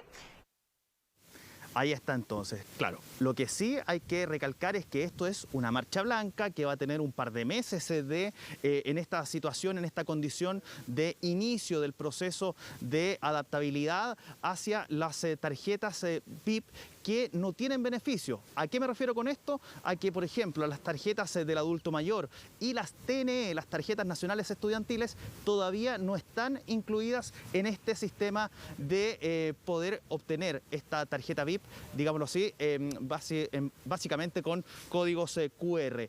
Eso con respecto a la posibilidad que tienen las personas hoy día, el pasaje adulto normal, de poder tener entonces este código QR y poder de esta forma cargar dinero y poder viajar en los buses del Transantiago. También hablamos con el presidente del Banco Estado y también, por cierto, con la gente de la Dirección de Transporte Metropolitano Público que ahondaron también un poquito más en esta situación, en esta innovación que va a tener el sistema de pago del sistema Red. ¿Qué dijeron ambas autoridades? También lo revisamos. El usuario tiene que tener un teléfono celular con la aplicación de Banco Estado que tenga conexión a Internet, o la puede conectar en su casa y dentro de hasta 2 horas lo puede utilizar el QR que ha bajado. Tiene que tener un bypass para poder actualizar el contrato, y con eso lo que recomendamos es que las personas recarguen nuevamente la aplicación, que hagan una actualización de la aplicación. Y una vez que entran a la aplicación de Banco Estado pueden elegir en productos, recarga QR de transporte, y ahí se les van a desplegar las instrucciones. Con el bypass autoriza la transacción y con eso ya tiene el contrato firmado y la posibilidad de utilizarlo. La fiscalización opera con un sistema distinto de cómo se fiscalizaba la tarjeta VIP, donde se subía un fiscalizador al bus y pedía la tarjeta, la pasaba por un dispositivo especial y veía si había una transacción en los últimos minutos. Acá es similar, se sube con un dispositivo también el fiscalizador y le pide el teléfono con el cual validó. El usuario, quien acaba de validar probablemente con su QR, genera un QR, el fiscalizador escanea ese QR y el sistema determina si efectivamente pagó su tarifa. Ahí está entonces. El otro sistema es el VIP QR, que ahí usted puede enrolar una tarjeta tanto de débito como de crédito de otras instituciones financieras, de otras instituciones bancarias. Y la tercera opción es la recarga automática de las tarjetas VIP. Ahí usted, por medio de una aplicación, va a poder entonces asociar al menos, o a lo máximo, 5 tarjetas VIP de diferentes personas para poder entonces mantenerlas activas y no tener este problema de que cuando usted se sube a la micro y le marca la Cruz Roja, lo tengan que bajar de la micro y no poder entrar y no poder viajar a sus destinos respectivos en el sistema de transporte público. Perfecto, Felipe. Que estés muy bien. Chao. Chao. Bueno, con palos y piedras, un grupo de repartidores atacó a una familia esto en medio de un confuso incidente. Uno de los habitantes de la casa habría reclamado tras recibir un pedido que estaba incompleto, lo que desató esta furia del repartidor, quien llegó a la vivienda minutos más tarde acompañado para realizar este ataque. Ellos llegaron como enajenados, creo. Eran muchos, eran como 8 o 9 motos. Las que llegaron con cadenas, con palos que sacaban de un camión que estaba acá. Fueron llegando de a poco, muy equipados, mientras en el interior de la vivienda esta familia con 2 menores de edad intentaba resistir el ataque. Esto ocurrió en la Villa Manuel Rodríguez, en la comuna de Lo Prado. Y lo único que atiné fue a ponerle llave y a correr a buscar a los niños, porque ya los niños empezaron a gritar porque quebraron los vidrios de los ventanales arriba. Me quebraron uno y los niños estaban ahí. El conflicto había comenzado minutos antes, luego que uno de los habitantes de la casa le reclamara al repartidor porque el pedido de donuts que había hecho estaba incompleto. El cliente quería una solución a través de la aplicación de Pedidos Ya, lo que finalmente terminó en una discusión y en la amenaza del repartidor de que volvería. Empezó a insultar. Y hacía mucho garabato. Él afuera puro llamaba por teléfono, esto no se va a quedar así. Miren aquí, está dando las coordenadas de aquí de la población. Y cumplió su promesa con palos y cadenas. Llegó primero acompañado de otros 2 repartidores. En el camino se fueron sumando más sujetos. Según los vecinos y la familia afectada, se trataba de repartidores venezolanos. Esta mujer se llevó la peor parte y la abuela de la casa de 72 años, quien asustada salió a pedir ayuda a los vecinos para llamar a carabineros. Yo estaba tan nerviosa y yo gritaba por mis nietos que estaban adentro y mi hija. Mucho miedo, porque yo en la noche pienso que van a venir. Estas imágenes fueron grabadas por las cámaras de seguridad de la casa. El sistema de alarmas comunitarias que comparten con los vecinos fue lo que finalmente permitió ahuyentar a los delincuentes. La familia denunció el hecho a carabineros. Aquí somos muy unidos, pasa algo y todos corren a ayudar. Y si no hubiese sido por los vecinos, de verdad, hubiesen hecho quizás aquí en esta casa, no sé, hubiese pasado algo muy grave. La gente está asustada y lamentablemente uno después tiene que, por sus manos, defenderse. Minutos de terror para esta familia que debió encerrarse en su propia casa. Hay repartidores que miran con preocupación este tipo de ataques. Veo que está mal porque hacen quedar, digamos, mal a todo el gremio de los repartidores. Eso ya es vandalismo, eso es delincuencia. Me da pena porque yo sé que son venezolanos y me da pena, pues me da vergüenza porque no todos somos así. Piden que exista mayor regulación y una mejor selección de los repartidores. Y eso es a cada rato, me imagino, que eso pasa, ya está pasando mucho, ya deberían hacer un filtro, claro que sí. Por lo menos pedir antecedentes penales, pedir cosas así para que no tenga ese tipo de gente trabajando. Desde Pedidos Ya lamentaron lo ocurrido y aseguran que están recabando los antecedentes para adoptar medidas, mientras la familia afectada tras haber hecho sus descargos en la aplicación aún no reciben respuesta.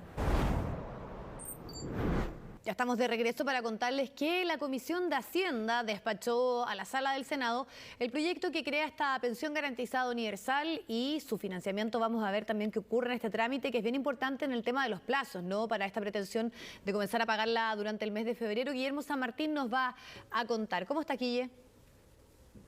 Hola, Viviana, ¿cómo estás? Muy buenas tardes. Bueno, de hecho ya se ha iniciado la sesión de sala donde continúa la discusión de la pensión garantizada universal, tanto lo que respecta a quienes van a ser los beneficiados como los mecanismos de financiamiento que se ha dispuesto por parte del Ejecutivo, y eso ya da cuenta de la celeridad que se le está dando al trámite acá en el Senado, considerando de que durante la presente jornada se finiquitaron algunos aspectos tendientes a ver precisamente cómo se iba a aplicar en definitiva el beneficio, para ver qué términos son los que van a permitir discriminar quienes van a recibir esta pensión garantizada universal, y por otra parte también lo que respecta a cómo se iba a aplicar una tasa impositiva respecto a los artículos de lujo, que había ciertos aspectos que generaban duda, como por ejemplo bajo qué modalidad se iba a aplicar para artículos como yates, helicópteros, aviones, que era también parte de lo que se establecía dentro de lo dispuesto por el Ejecutivo. Y eso ya fue finalmente discutido, se logró un acuerdo en la Comisión de Hacienda, y es por eso de que ya se está avanzando en el trámite en la Sala del Senado, donde se espera que haya una aprobación más bien directa, considerando de que se va a respetar los acuerdos alcanzados tanto en la Comisión del Trabajo como en la Comisión de Hacienda, y eso da esperanzas al Ejecutivo de que se pueda lograr la tramitación durante la presente semana, ya la última antes de lo que va a ser el receso, y por eso es clave cómo se va avanzando durante esta semana. Se espera que hoy día se despache del Senado, y ya este miércoles, cuando está citada la Cámara de Diputadas y Diputados, también se someta a votación en la sala, lo que ya permite anticipar que va a estar despachado dentro de los plazos establecidos. Pasemos a revisar cuáles son los análisis que se están haciendo precisamente desde el Ejecutivo en términos de lo relevante que resulta avanzar en torno a esta pensión garantizada universal, en las declaraciones que dio durante la presente jornada el presidente de la República, Sebastián Piñera. Significa un alivio, una ayuda, una mejoría en las pensiones a más de 2 millones de personas. Y por tanto, no veo ninguna razón para seguir demorando esta pensión garantizada universal. Y el financiamiento está absolutamente asegurado por los próximos 50 años.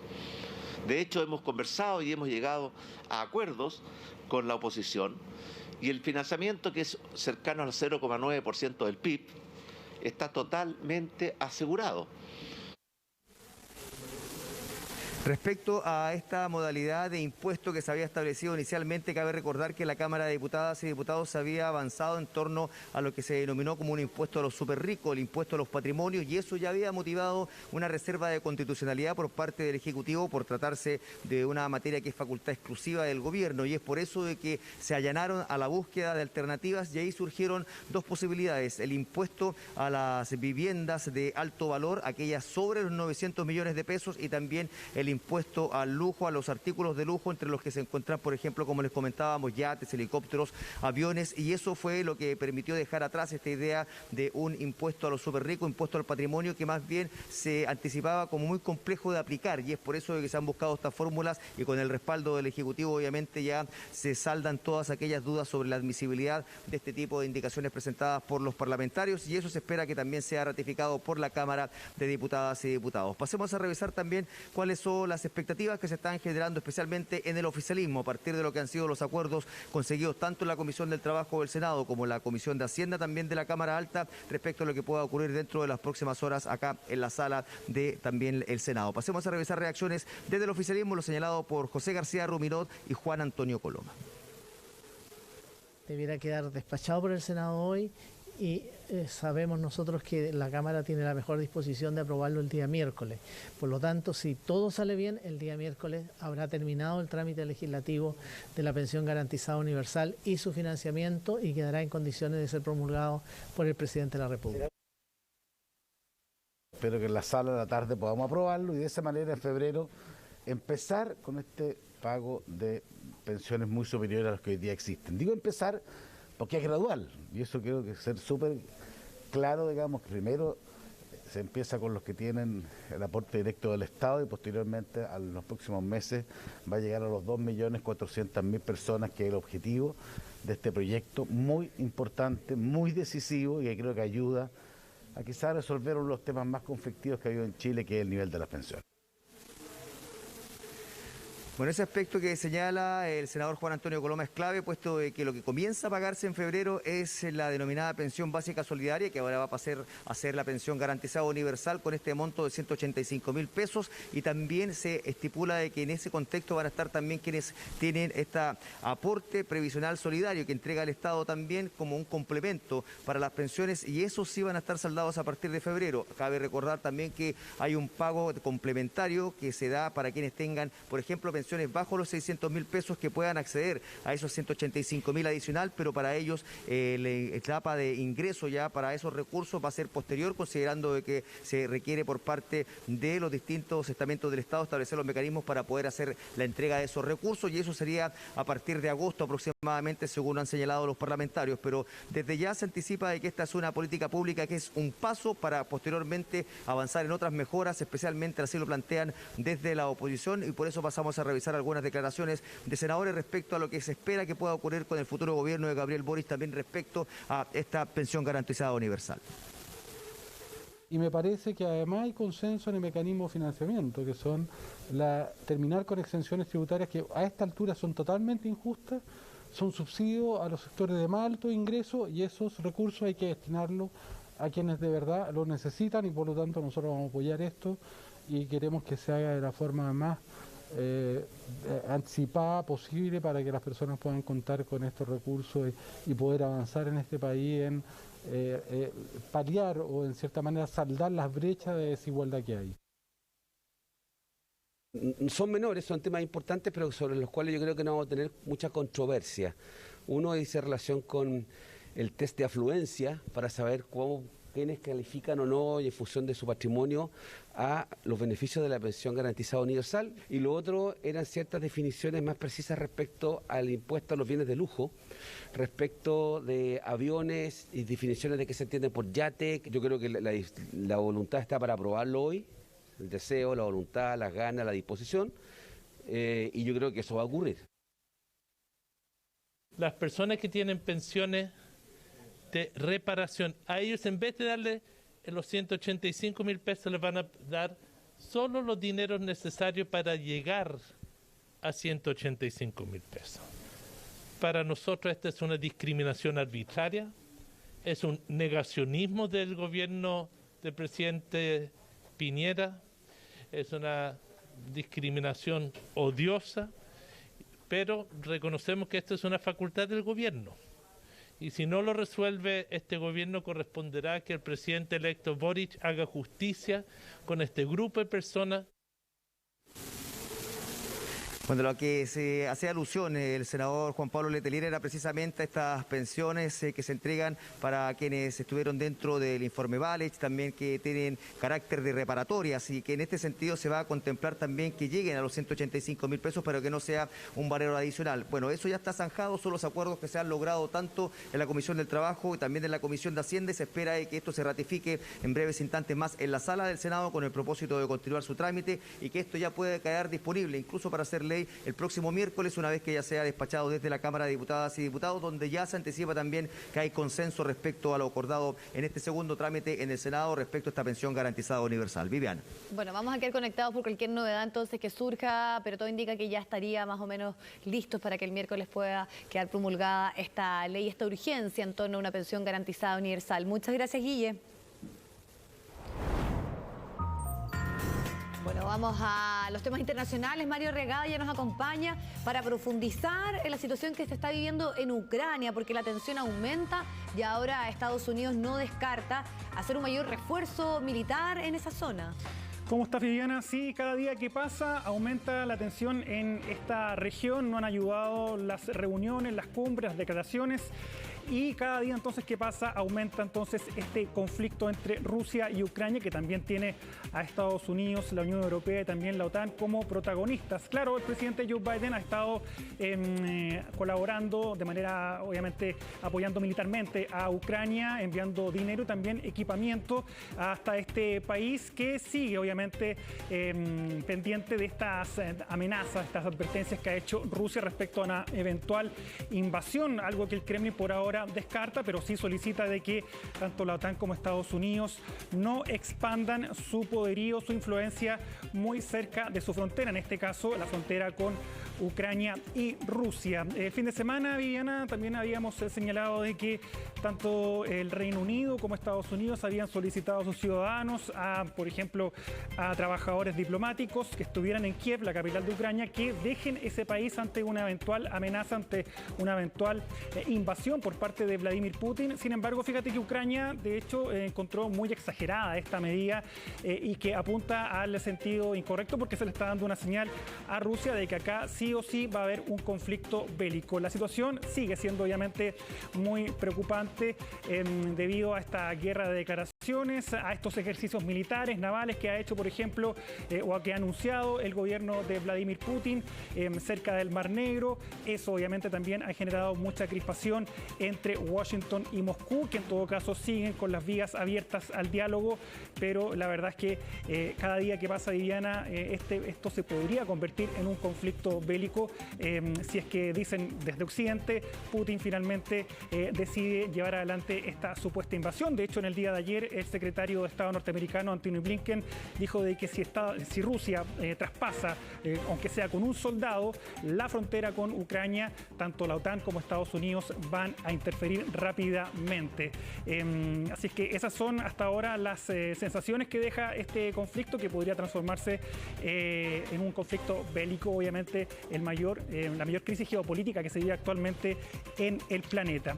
Pero, Viviana, no solamente está este conflicto, también hay otra tensión que se encuentra en Asia. Sabemos este conflicto que hay entre Taiwán y China, que incluso algunos dicen podría ser mucho más peligroso que el que está viviendo allá en Europa, porque sabemos abiertamente, Viviana, de que Beijing ha dicho de que quiere anexionar nuevamente a Taiwán, sea como sea. Bueno, y en el día de hoy Taiwán advirtió y alertó de que al menos 39 aviones chinos militares violaron su espacio aéreo, incursionaron entonces en su límite aéreo. Eso es por lo menos la advertencia que hicieron desde Taiwán. Son movimientos militares que no se veían de esta envergadura, por lo menos desde octubre del año pasado, cuando 55 naves chinas también incursionaron en cielo taiwanés. Este también es otro conflicto del cual Estados Unidos está muy pendiente, Viviana. Ellos también han dicho de que si es que China agrede a Taiwán, ellos también van a responder porque consideran obviamente un aliado a Taiwán, y ha sido un conflicto que también ha generado mucho roce entre Beijing y Washington. Estas tareas, estas labores que hace China, estas incursiones aéreas, son básicamente, dicen los expertos, para ver cuál es el material bélico que está reuniendo Taiwán, y porque también Taiwán ante estas amenazas tiene que también llevar adelante sus aviones para intentar dar una advertencia a China de que no puede incursionar en su territorio. Lo cierto es que China también hace esto en respuesta de un gran ejercicio naval que se hizo entre Estados Unidos y Japón el fin de semana pasado, cerca del mar de China, cerca del mar de Filipinas, y eso China obviamente lo considera una agresión, y es por eso que también quiso lanzar esta advertencia. Lamentable, Viviana, que este 2022 estemos comenzando con dos conflictos inminentes, eso es por lo menos lo que han señalado los expertos. Vamos a temas de la pandemia, temas lamentables que se dieron durante este fin de semana, Viviana, en Bélgica, específicamente en Bruselas. Lo que estamos viendo ahí es la capital belga, con quizás la protesta más violenta y más masiva de antivacunas que se ha dado en Europa. Decenas de personas terminaron detenidas en esta manifestación que comenzó de manera pacífica, pero sabe, Viviana, que allá en Bruselas están los edificios de la Unión Europea.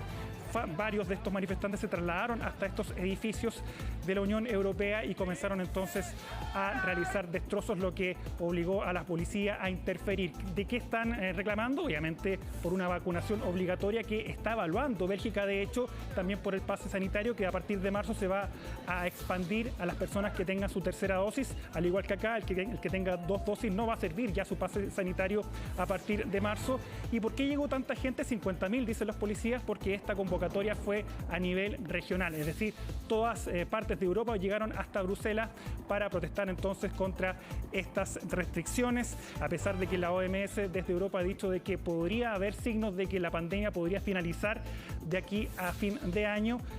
La Omicron, de hecho, dicen que es la última variante. De igual forma, hay quienes están en contra de estas restricciones porque van a aumentar. Sabemos que está siendo golpeada por una ola muy fuerte allá en Bruselas y vemos los daños millonarios que dejaron entonces estas manifestaciones en Bruselas, también efectivos policiales con heridas. Vamos a seguir en Europa, Viviana, porque se abre una ventanita de esperanza para Julian Assange, que quiere a toda costa evitar su extradición a Estados Unidos. Se recuerda que el año pasado una corte había desestimado los recursos que había entregado los abogados de Assange respecto a que Estados Unidos no da ninguna garantía para que, en cuanto a la salud de Julian Assange, para que esté allá y que sea extraditado. Él dicen que sufre una profunda depresión, de que tiene intenciones suicidas, y claro, llevarlo a Estados Unidos obviamente complicaría su condición anímica, psicológica. Bueno, ¿qué es lo que dijeron desde Estados Unidos? Que bueno, que acá la justicia le va a dar todas las garantías. Recuerda que Estados Unidos lo solicita por espionaje y piratería informática, después de haber revelado estos cientos de archivos a través de su página Wikileaks, violaciones a los derechos humanos que cometieron el ejército de Estados Unidos en las guerras de Irak y Afganistán.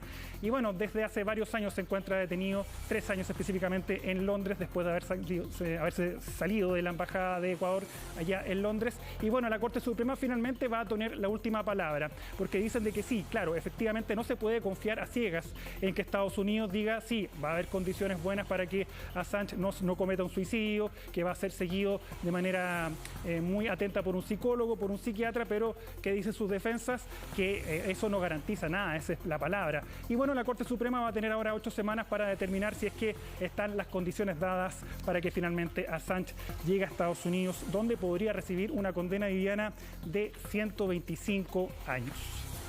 Vamos a México, donde la violencia sigue desatada. Lamentablemente, la persona que estamos viendo en imágenes es una periodista, la última víctima, el último asesinato que se cometió en contra de un profesional de la comunicación, el tercero que va solamente este año. Sabemos, Viviana, que según Reporteros Sin Fronteras, México es el peor sitio para ejercer el periodismo. Lo que estamos viendo en pantalla es a Lourdes Maldonado, que fue asesinada a tiros cuando estaba llegando a su casa. Fíjate, Viviana, que ella, veíamos en las imágenes al comienzo, en el 2019 había participado de estas conferencias mañaneras del presidente Andrés Manuel López Obrador. Y ella le dice al presidente de que está siendo amenazada de muerte por su jefe, nada menos que el dueño del medio donde trabajaba, porque estaba entre medio una demanda laboral en su contra. Un ex gobernador de México que además es miembro del partido del presidente Andrés Manuel López Obrador, Morena. Bueno, ella en esa conferencia le dice: presidente, yo estoy siendo amenazada de muerte, y de hecho ella tenía un programa de seguridad donde se la acompañaba un policía, pero no era permanente.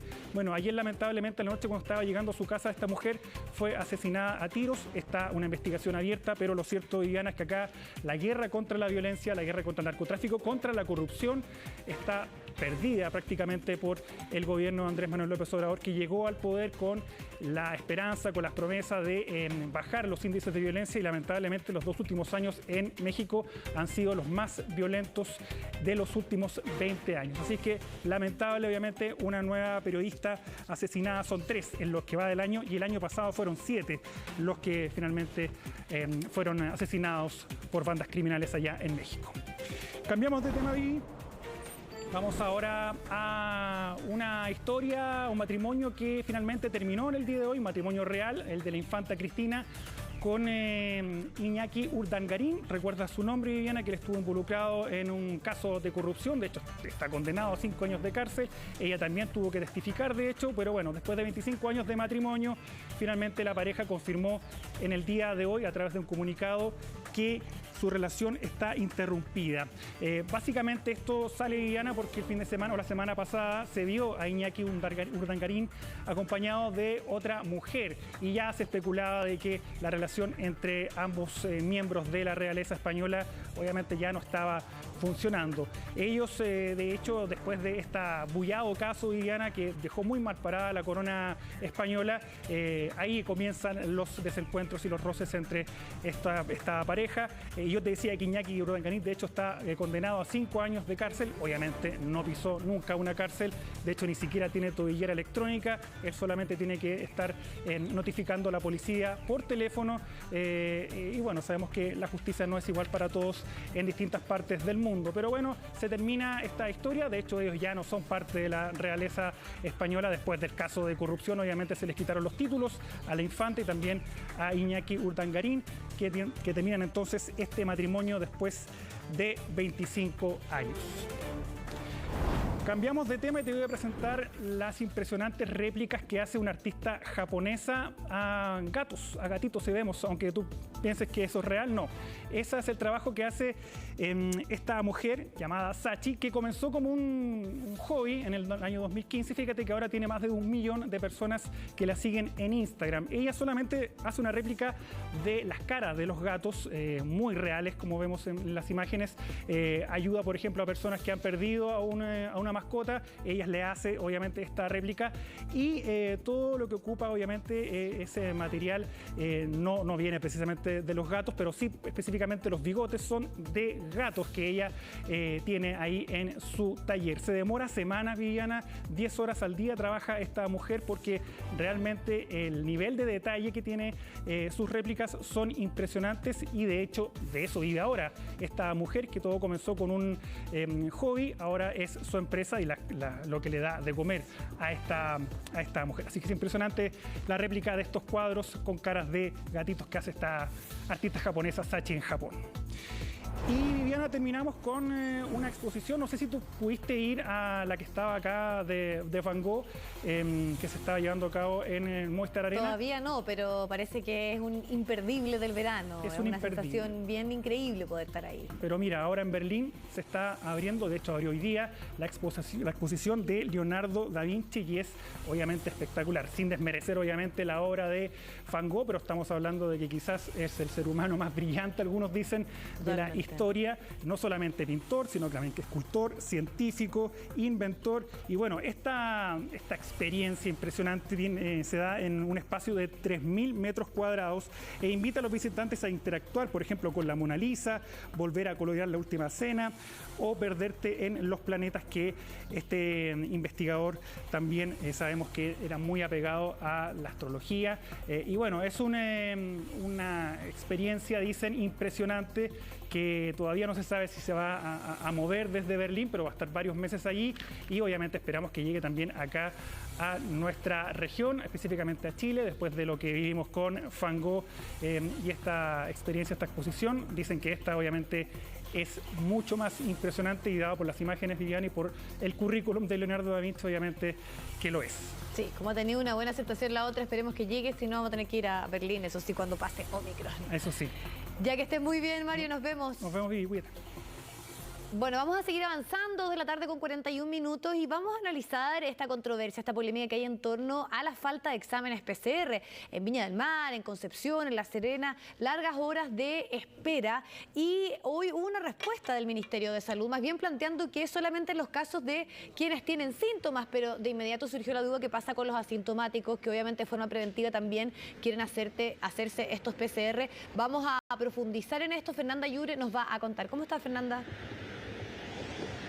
Hola, Vivi, muy buenas tardes. Claro, la verdad es que no solo preocupan las alarmantes cifras que revisamos hace algunos instantes sobre los casos positivos, sino también lo que está sucediendo en las calles, porque nuevamente se están registrando todas estas aglomeraciones que vamos a revisar de inmediato. Este es el panorama, tanto en el sistema público como en el sistema privado, distintos centros de salud, recintos hospitalarios y también en laboratorios, donde se están registrando estas filas de personas que llegan a hacer hora y también a realizarse sus exámenes PCR. Algunos agendan horas, otros intentan obtener un número desde bien temprano y se produce esta situación. Es una situación que ocurre de forma transversal, tú lo decías, en todo el país se han registrado esta fila, lo cual es bastante alarmante, y esto también es porque, según lo que nos comentan estas mismas personas que están haciendo estas filas, se han producido distintas situaciones que justo coinciden, por ejemplo, el alza de los casos, también las vacaciones, también el cambio de directrices y de medidas que han tomado desde el MinSal, también las autoridades sanitarias, personas que no saben bien si son contacto estrecho o no, algunos también que quieren salir de su ciudad, que salen también de vacaciones y que por eso están realizando estas filas. Pudimos hacer un recorrido por distintas comunas de la región metropolitana y el panorama era similar en todos los lugares, muchas personas que llegaban desde bien temprano a estos lugares donde se hacen estas búsquedas activas de casos, estos vehículos que se trasladan, que están a cargo de la Seremi de Salud y que toman estas muestras a todos los ciudadanos de todo Chile. Esto se hace en todo el país. Sin embargo, se registran estas aglomeraciones, estas filas bien importantes porque el número, por supuesto, es limitado.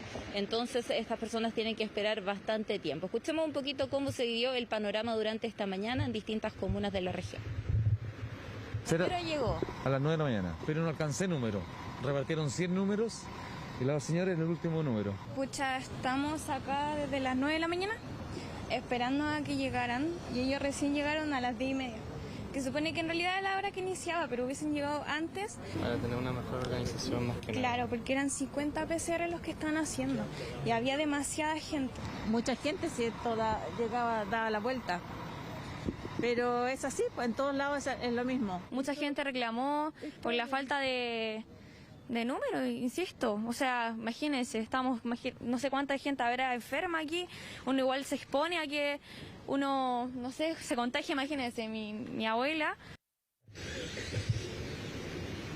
Una cantidad importante de personas esperando para hacerse sus exámenes PCR. También preocupa lo que han denunciado algunos municipios como la falta de insumos y también otra situación que es bastante alarmante, que es que los resultados de estos exámenes se están tardando bastante. Nosotros nos vamos a quedar atentos, por supuesto, a qué determina la autoridad sanitaria para resolver esta situación. Claro, una problemática que también se vivió en otros lugares del mundo, precisamente por la expansión de Omicron que genera tantos contagios de forma simultánea. Muchísimas gracias, Fernanda. Que estés muy bien.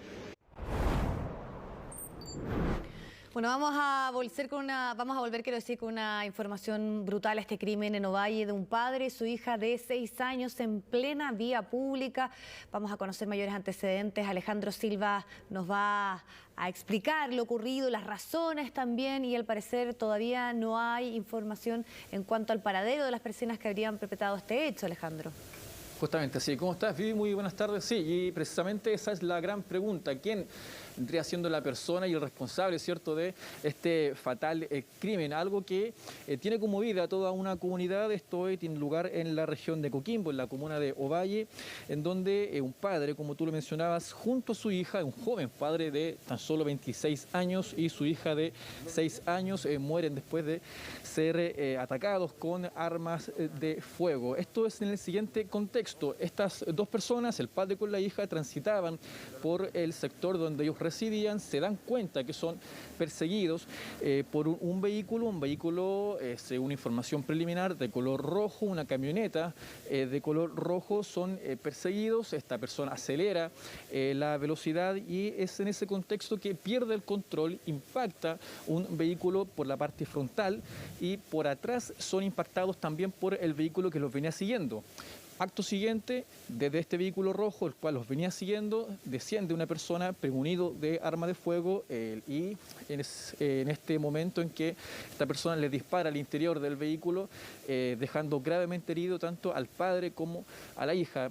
Por caso siguiente, son trasladados rápidamente hacia un centro asistencial después de que Carabineros se situara en el lugar y les prestara atención primaria y lamentablemente debido a las heridas que les causó esta persona con los impactos de bala, claramente pierden la vida debido a la gravedad de las lesiones. Quiero que pasemos a escuchar un ambiente que fue captado incluso por un propio vecino del lugar, quien tomó su celular y comenzó a relatar cuál vendría siendo los hechos que ahora son investigados por la Policía de Investigaciones. Vamos a escuchar. Es una camioneta roja. Dicen que probablemente es una Mitsubishi L200, en donde venían las personas que dispararon y que se dieron a la fuga y que chocaron al vehículo blanco que se encuentra acá. Para aclarar un poco más, pero todo es materia de investigación que la policía tiene que empezar a ver qué fue lo que pasó. Claro, un hecho realmente lamentable en donde, como les mencionaba, la Policía de Investigaciones, en concreto la Brigada de Homicidios de la PDI, que está ahora recabando todos los antecedentes correspondientes, como por ejemplo la toma de testimonios por parte de los propios vecinos que hayan escuchado, primero que todo, el impacto, ¿cierto?, en estos dos vehículos y posterior a eso los impactos de bala. También se está buscando cámaras de seguridad para dar con el paradero de las personas que vendrían siendo los responsables de este hecho realmente fatal y que tiene a toda una comunidad conmovida, ¿cierto? Porque es una menor, la cual también fallece en esto junto a su padre. Se presume un presunto ajuste de cuentas, también una riña previa antes de este incidente. Todo esto es materia de investigación de la Brigada de Homicidios de la Policía de Investigaciones, quien ahora quiero que pasemos a escuchar, de hecho, las declaraciones de PDI, quienes también nos entregaron antecedentes sobre este caso. Detectives de esta brigada se trasladaron hasta el hospital de dicha comuna, por cuanto en horas de la madrugada habrían ingresado dos personas, una de sexo masculino y una menor de edad, a dicho centro asistencial, producto de impactos balísticos. Hasta el momento estamos tratando de determinar la criminodinámica de los hechos, levantamiento de evidencias desde el sitio del suceso, en su principio de ejecución, para poner todos estos antecedentes en conocimiento del Ministerio Público y así poder determinar la responsabilidad de él o los autores de este ilícito. Claro, todo es materia de investigación por parte de la Policía de Investigaciones, quienes está, primero que todo, tras la dinámica, ¿cierto?, de este hecho. ¿Cuál vendría siendo la motivación de esta persona por el hecho de causar la muerte a un padre junto a su hija y también dar, por supuesto, con el paradero de él o los responsables de este fatal crimen que tiene conmovida a toda una comunidad en la comuna de Ovalle, región de Coquimbo, Vivi? Vamos a quedar pendientes de la investigación para poder esclarecer este hecho tan tremendo. Muchísimas gracias, Alejandro. Ya estamos con el informe del tiempo. Ale, ¿cómo estás? Eduardo. Ya sé bueno, de con quién está tu corazón. Ya lo sé, no me te digas pongas nada. celoso, solamente es porque son parte del mismo equipo, entonces los saludamos también. Pero veamos qué pasa con la temperatura, 34, más alto de lo que esperábamos, la máxima hoy. Sí, un poquito más alto. Y aprovechamos a saludar al Ale, que debe estar de vacaciones, de estar en Chillán por ahí ya disfrutando de sus merecidas vacaciones. Así que me vas a tener aquí mucho más tiempo. Bueno, A ver, ¿qué es lo que va a pasar hoy día? En general las temperaturas hay que pensar que esta semana estamos estadísticamente en el periodo más cálido de lo que va del año, de un año normal estadísticamente hablando. De hecho, el umbral de temperatura en este momento es de 33 grados y se va a extender prácticamente hasta el día 2 a 4 de febrero aproximadamente. El tema es que cuando estemos por arriba de estos 33 grados vamos a poder hablar o golpe de calor o simplemente ola de calor, y en este caso vamos a tener un día con temperaturas que van a estar arriba de los 33. Y es el escenario que tenemos en gran parte de los valles de la zona central, en donde prácticamente desde Chillán hasta el interior de la región de Coquimbo nos vamos a encontrar con máximas arriba de los 30. El mayor calor entre la región de Valparaíso, San Felipe, Los Andes, la región metropolitana, Huechún, San José de Maipo, que podríamos estar entre 34 y 35 grados. Así que harto calor en esta zona, y ya para mañana comienza a desplazarse hacia el sur porque tenemos vaguada costera o nubosidad asociada a la vaguada costera, que es la forma técnica correcta, que comienza a desarrollarse, y ya mañana vamos a tener la mañana nublada, por lo menos en el litoral central. Bueno, veamos cómo está Santiago mientras tanto, con un cielo completamente despejado, y la temperatura del momento es de 32,3 grados. Por eso es que tenemos ayer que esperamos una máxima de 34, porque estamos prácticamente 2 grados más que la temperatura de ayer, y ayer alcanzamos 32,5, o sea, prácticamente 33, así que hoy día le agregamos un gradito más justamente a esta temperatura. Veamos lo que sucede también en el resto del país, porque ya hay muchas tormentas eléctricas al interior de Parinacota, Tarapacá, incluso la cordillera del Loa, mientras tanto en las playas, ahí en Arique, Iquique, Antofagasta, entre despejado y escasas nubes como está en Antofagasta, con una máxima cercana a los 22 grados. Ya al norte chico, nublado a la costa, el interior despejado, Valparaíso estaría alcanzando con algo de viento 19 grados en el borde costero, hasta 23 grados en la parte más alta, y hacia el interior 35 grados, lo decíamos, en San Felipe, y temperaturas arriba de los 30 que alcanzarían hasta Chillán aproximadamente. De ahí Talca podría llegar también a unos 33 grados, y las nubes aparecen en sectores de la Araucanía, los ríos, los lagos un poquito más nublados, con máxima cercana a 20, 22, 19 podrían llegar en Puerto Montt. Y ojo que en Magallanes habíamos tenido unas precipitaciones en forma aislada, pero simplemente ahora cielo parcial con 17 apenas de máxima. ¿Y qué es lo que sucede acá en la capital? Luego de esta mañana que nuevamente fue un poquito fresca, 12,3 grados, la temperatura en este momento, ya se los decía, 32,3 grados, y esperamos en todo caso que la máxima esté ahí bordeando entonces los 34. Como mañana entra un poquitín de aire costero, bajaríamos unos 32. Y como la umbral de temperatura vive es 33, mañana ya sería solamente esto un golpe de calor. Pero el miércoles volveríamos otra vez al calorcito muy parecido al de hoy. Jueves también 31 grados, así que por lo menos los próximos días se mantiene con altas temperaturas. Y ya a partir del viernes, fin de semana, como va a estar formada la nubosidad costera, algo nos va a llegar y vamos a bajar esa barrera psicológica a los 30 grados. Sí, que esto estaba pensando, que habíamos estado tan contentos la semana anterior. Bueno, yo sé que hay mucha gente que le encanta el calor, así que hoy tiene la oportunidad de disfrutar de estos 34 para el día de hoy. Así que prepárense, pero hasta ahí llegamos. De 34 no va a pasar. Qué bueno. Gracias. Ya, Vivi, nos vemos. Que estés muy bien, Eduardo. Gracias, Vivi. Bueno, vamos a hablar ahora de la imprudencia al volante, que es algo con lo que se tiene que vivir a diario, tienen que lidiar con esto los conductores en las calles. La cifra de los accidentes durante los últimos años ha subido de manera exponencial, y las malas prácticas son muy poco fiscalizadas además por las autoridades. Una bicicleta con motor con 2 personas por la autopista, haciendo piruetas en plena avenida de Puente Alto. Y sí, un motorista transportando un refrigerador. Estas son algunas de las imprudentes maniobras que día a día los conductores realizan o ven por las calles. La falta de empatía con el que está al lado han provocado cientos de accidentes, más de 80.000 accidentes el 2021, de los cuales casi 1.700 terminaron con resultado de muerte. Lamentablemente tenemos cifras muy negativas, tenemos de los últimos 13 años la mayor tasa de fatalidad. Esto se ha ido acrecentando lógicamente con la tasa de motorización. Eso redunda en que nosotros en las calles veamos mucho más vehículos. Y claro, porque el parque de motos en nuestro país ha ido en aumento exponencialmente. Más de alguna vez un conductor se ha topado con motoristas imprudentes que zigzaguean entre los autos o exceden con creces los límites de velocidad. Pero hay que diferenciar lo que es un tránsito deportivo para hacer acrobacias y también un tránsito que se va a hacer en la vía pública, que es respetando todas las normas de tránsito, que nos va a llevar bien de un lugar a otro. Pero para eso se necesita capacitación, entrenamiento y por supuesto educación vial. Y por eso salimos a la calle con instructores profesionales de conducción para motos y le mostramos lo que a menudo se ve en las calles y no se debe hacer. Voy a grabar lo que no se debe hacer, ¿ya? Sí, lo que no se hace es que el conejeo en velocidad.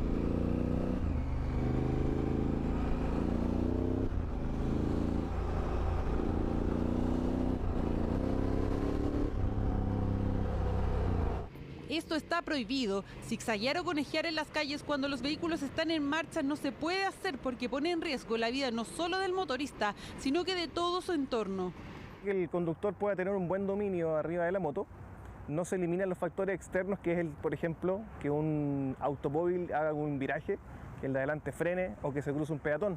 Claro, porque los accidentes son totalmente evitables, sobre todo cuando por las calles o autopistas circulan los vehículos autorizados y no las bicicletas con motor, scooter o triciclos eléctricos, que por ahora no están regularizados.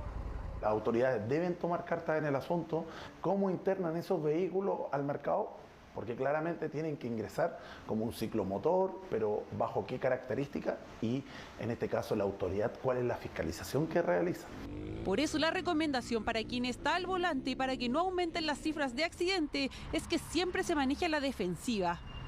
Conducir atento a las condiciones del tránsito, con precaución, con empatía, porque voy a poner en riesgo mi salud, mi vida, mi seguridad y la de todo el entorno. La seguridad vial y la fiscalización en las calles son la clave para que escenas como estas dejen de existir en las vías de nuestro país. Vamos a profundizar en un operativo de la PDI que termina con una incautación de una cantidad importante de drogas y armas. Javier Negrete nos va a entregar mayores antecedentes respecto a esta diligencia de la Policía de Investigaciones. Javier.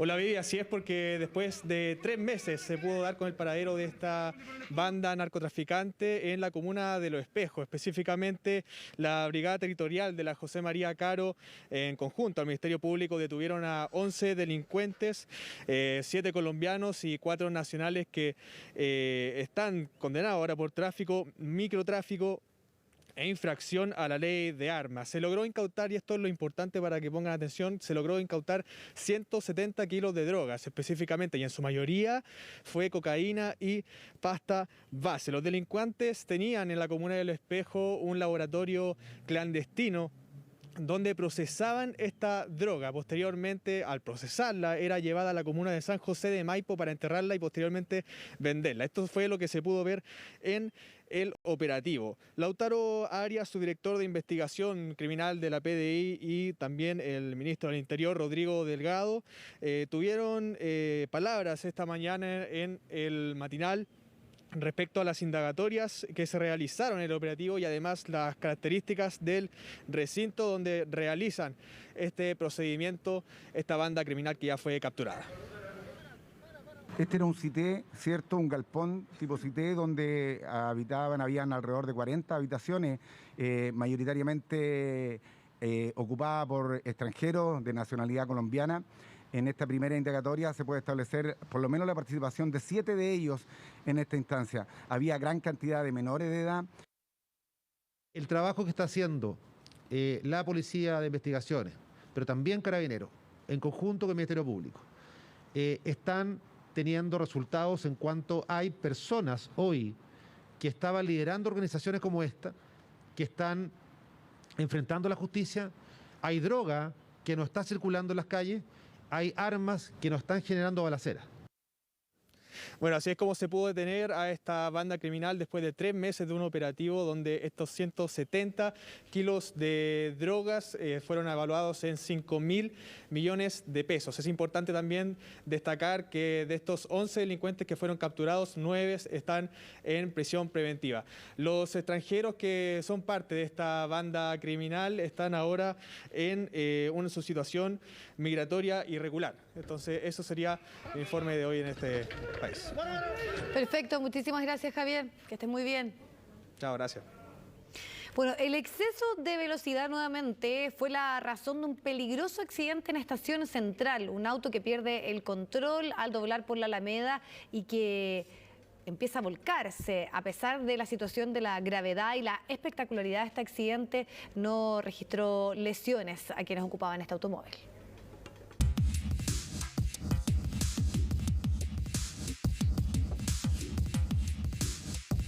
Este camión 3/4 venía subiendo por Matucana a excesos de velocidad cuando al llegar a la intersección con la Alameda perdió el control del vehículo, el cual se volcó sobre el bandejón central y quedó detenido en la calzada contraria de la avenida. Según la información dada por Carabineros, el conductor se dio a la fuga. Abusó de velocidad, quién sabe si vendría ebrio o qué cosa. Ya es precaución de cómo agarraste esa curva a esa velocidad. Teniendo un semáforo de cruce aquí, uno me pare. Yo encuentro que igual es, con abuso de confianza, igual en la noche, por eso lleguen y sobrepasar los límites. No hubo víctimas fatales ni heridos tras el accidente, eso afortunadamente tomando en cuenta que en el bandejón central hay una ciclovía y además personas viviendo en carpas. Es injusto estar durmiendo así, ¿me entiendes? Es un peligro y uno corre toda la responsabilidad de todo, como los carros, como la gente. En el día o en la noche, a la hora que pase, siempre va a tener su riesgo, porque aquí, como ves, está lleno de carpas, hay gente, hay personas, hay niños jugando. Todas las carpas aquí, el exceso de velocidad, no es imposible, incluso para los ciclistas es súper peligroso. Impactante imagen que da cuenta del peligro de andar a exceso de velocidad. Observamos que era un vehículo de carga menor, que normalmente no tienen tantos sistemas de seguridad como airbag u otras cosas. Por lo tanto, a grosso modo, lo que se ve en el video es que el principal detonante, el principal error es el exceso de velocidad. Las consecuencias de conducir a exceso de velocidad están catalogadas dentro de una de las situaciones más graves a nivel mundial. La causa de muerte por accidente es una de las 10 más importantes en el mundo según la OMS. Entonces, para evitar lo que ven las imágenes, las recomendaciones son manejar a la defensiva, no usar el teléfono celular mientras conduce y respetar los límites de velocidad. Bueno, de esta forma hemos llegado al final de esta edición a través de las pantallas de CNN Chile. Recuerde, jornada calurosa en gran parte de la zona central, especialmente acá en Santiago, 34, temperatura máxima de este lunes.